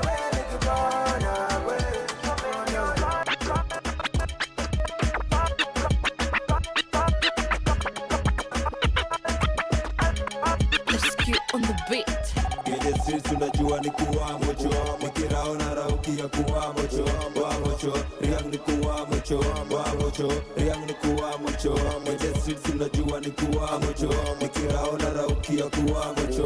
Wa mocho, riang ni kuwa mocho. Wa mocho, riang ni kuwa mocho. Niko kwete niko zanabe, kana shi. Nimepandisia mbanati, juni nganyare. Kuna vile nimekana fi, nimebana shi. Mbotu nimeenda sumbe na se, juni kona kish. Sa ubaya nikinja na mo, atire nangwa. Makangede na wanda na su, juni komasi. Malego na mnganazi, tosi na masi. Na wateki adi wanati. Zikiwa mocho kanga mpaka wanjifo. Bogi yake ni kupwach kama wagido. Zikiwa mocho kanga mpaka wanjifo. Bogi yake ni kupwach kama wagido. Gede streets unajua ni kuwa mocho. Nikiraona rauki ya kuwa mocho. Wa mocho, riang ni kuwa mocho. Wa mocho, riang ni kuwa mocho. Gede streets unajua ni kuwa mocho. Nikiraona rauki ya kuwa mocho. Wa mocho, riang ni kuwa mocho. Wa mocho, riang ni kuwa mocho. Wacha nikulame wacha nikukeme keme. Yo, singo sana hapo utatekwa mami. Si atina chocho utatekwa utatii. Ngoma noma nite bazenga dadi. Naifanya vi-easy rahisi nani. Easy kama do re mi, do re mi, do re mi, do re mi. Kama do re mi, do re mi, do re mi, do re mi. E-O-U. Wida waga bad boy tangu class 2. Nikiwa form 2 nitekana kwa loop. Pinsi akanipea panwati nioshe staff room. Jaribu vile utaeza boro si dose mapema. Alafu after mechi useke kitong kwa meza. Kenja ni mabati basi kelele sitaki. Fimbo jo mzito hata itoshei kwa kaki. Vile ngome inachuna wacha isonge karuma. Moshi ndani ya medula kasi fila sauna. Kani ganji misi na sinta kuteka tuna lugha. Kani sura we huna jo misijali nitakukumba. Tingiza hiyo tako dogo dogo na doido. Landia tingekeja nitakuingiza hata na diro. Brida utero wa Kenyamu na mastingo. Yoni nyonya sana menigeza big skingo. Sana hapo utatekwa mami. Si atina chocho utatekwa utatii. Ngoma noma nite bazenga dadi. Naifanya vi-easy rahisi nani. Easy kama do re mi, do re mi, do re mi, do re mi. Kama do re mi, do re mi, do re mi. Buda cheza na nari ati Buda cheza na nari na ikizima washa Buda cheza na nari ati Buda cheza na nari na ikizima washa Buda cheza na nari ati Buda cheza na nari na ikizima washa Buda cheza na nari ati Buda cheza na nari. Shika jaba shika mtoto dili bablas Pige mudu kwani nini hola gala dance Shike meza shike onanga yani double dance Mami do fisika unarada kuna kutupon Geuka ni kubenga, geuka ni kubeng Geuka ni kubenga, geuka ni kubeng New position, new position, new position, girl a new position, new position, new position, new position, girl a new position. Naikizima washa Buda cheza na nari ati Buda cheza na nari naikizima washa Buda cheza na nari ati Buda cheza Odo maloko Odo maloko Odo maloko Odo maloko Odo maloko Odo maloko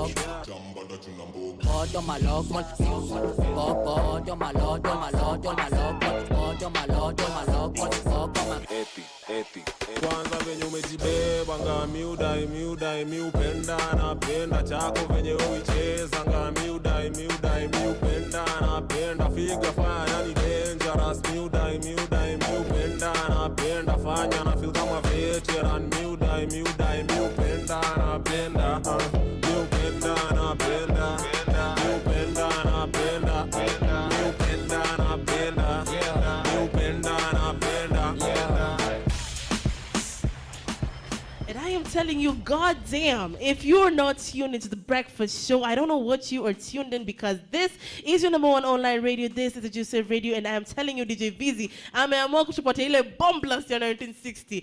I'm telling you, the music has just made my morning. Yani kwa ile baridi, nasikia as if I'm energized. If this is the energy I will still continue to have, I'm telling you, God on God, today, leo nitawasumbua. Fax no printer. I am your crispy caramel chocolate voice, and this is your girl Jill Wamer, and I'm joined by the married bachelor himself. For the beautiful ladies out there, I am your Zazi right here. You can call me Wams. But for the men out there, I am your Bazoo all day, any day. You can call me Wamalo. And right here, I am telling you, it's nice and easy with DJ Veezy. Umse, anacheza na hizo decks vile mademu wenu wanawacheza. He has not done it easy. No, I'm leo mmedecide kunipatia speed. 180 kilometers, I am feeling energetic. Ai bana, nimemiss sasa. Umemiss kwambia DJ play my favorite song. Aki DJ bana, please. My best friend, it's her birthday. Nicheze. But I'm telling you, play Kenyan music, play Kenyan music, play Kenyan music. Nimemiss hizo mangoma kananza. Yeah. Lakini zimechezwa hapa hivi vibaya sana. Vibaya bana. Na the mashup maestro, mashup guru pale hivyo ana spin hizo vitu. Vibaya sana. Hata Waluya wa spinning hivyo ugali. Before Ata Tobalize, I'm telling you, thank you so much for everybody who is tuned into our show. I want to big up kina DJ Oyeezy and the 6 anauliza Wamero ulikuwa girls school ya maboys. Wow. The only thing I said is that tulikuwa tunanyoa, sasa tulikuwa tunakaa maboys. Hey, you look like handsome girls. Tusikosane, that was I was just telling you that for by the way. Do not try and use it against me. DJ Chucky Love, I'm a land in Nairobi, and he's about to chunk us with more love. And huyo DJ amesema apewe 2 kwa bili yake. Apewe nini? Apatiwe 2. Sanitizer. Itisha 2 kwa bili yake. Glass ya maji. Apatiwe mademu 2. Huda wawili. Sanitize maini kidogo tu. Kidogo tu. But so you know guys, unfortunately manze, Aki, this is why hanging with you boys gives me the energy, because you know what, anytime yetu imeisha. Sadly. But you know what? Kesho ni nini? Friday. Kesho ni Friday, and we will give you nothing but the greatest of music, great conversations, and tomorrow we are going to be having total fun. So you better make sure to tune in. Remember our social media platforms are Juice Wave Radio, Facebook, Instagram, and Twitter. Wams, what wakupate wapi? You can tell me that I am very, very handsome on Instagram at Gideon_Wams. You can tell me that I am intelligent on Twitter at Gideon_Wamalo. And you can tell me that I am very, very, very, very handsome on Facebook at Gideon Khalif. DJ Veezy, bro. You can find me on Instagram at DJ Veezy, and the Veezy has a double E and a double Y. Tafadhali tusikosane, nisione VIZZY. It's VE. Yani huyu zaki kila kitu ni double Y. Tusikosanie vitu ndogo kaa jina. Ndogo sana. Minor issues. Anyway, you can find me on Facebook at Elvis Otieno, yani jina kitambulisho, alafu you can get me on Twitter at DJ VZKE. Hey, mimi kila pahali tu ni Wamera. So guys, Yeah. before leo tutoke kwa studio, Uh-huh. what is one thing you want to tell our viewers just for today as a Thursday? Tuanze na wewe nikifikiria. Ukifikiria. You know, I have a lot of things that I can tell them. Mimi yangu man, just live. Uh-huh. Just live for today. Uh-huh. Telling you, I'm transferring the energy that I have for you today. Uh-huh. Manze pali unaenda, where you're going, you're feeling that you're low, man, just live it. Live in the moment. Don't wait for anything. Just have that moment yourself. That's the last tea I gotta leave for you guys. Veezy, what is one thing? The thing I can say is that let me just give a case scenario. You looked past a boss because he was low key, but went to the worker because he was flashy. Moral of the story ni usidharau mtu. Usidharau mtu. Ukiona huyu msalimie, ukiona huyu msalimie. Treat everyone equally. Yes. Ama vipi wadau? Kabisa. Sasa mimi, you guys have complicated it, but mine is simple. Njaa ni kitu mbaya. Sija kunywa chai leo nimeshema hapa sijika nonsense. Laughish. Laughish. You know, the things that I never do. So every morning, remember to eat. Yes. Jitibu, nakachai pale hivyo. But right here, as you are eating that slice of bread, eating that bacon or sausage, we are bringing you the juice. So always remember to keep it locked right here on Juice Wave Radio all day, any day. Jill? Yes. Wafunge aje? Veezy afunge aje? Veezy, I want you to just kill us because you have decided to give me the energy. Guys, we'll see you tomorrow, same time, same place, your #1 breakfast show. Adios, mi amor, till tomorrow. Juice Wave Radio. Juice Wave Radio.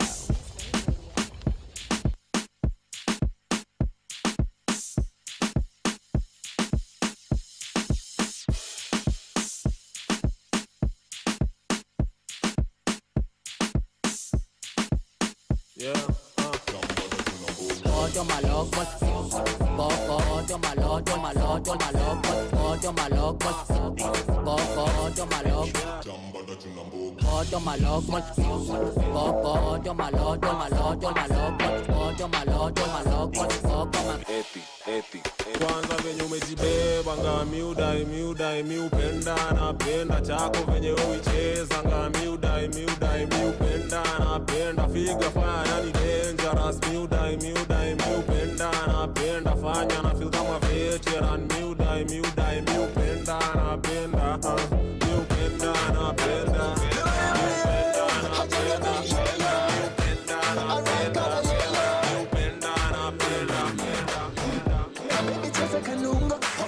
hadi mafisi wakunje shingo kutoka niyo mtindo na ndio maji wenda wangu mikingo abebe cheza kanungo hadi mafisi wakunje shingo. Juice Wave Radio. Juice Wave Radio. Juice. We are the Juice.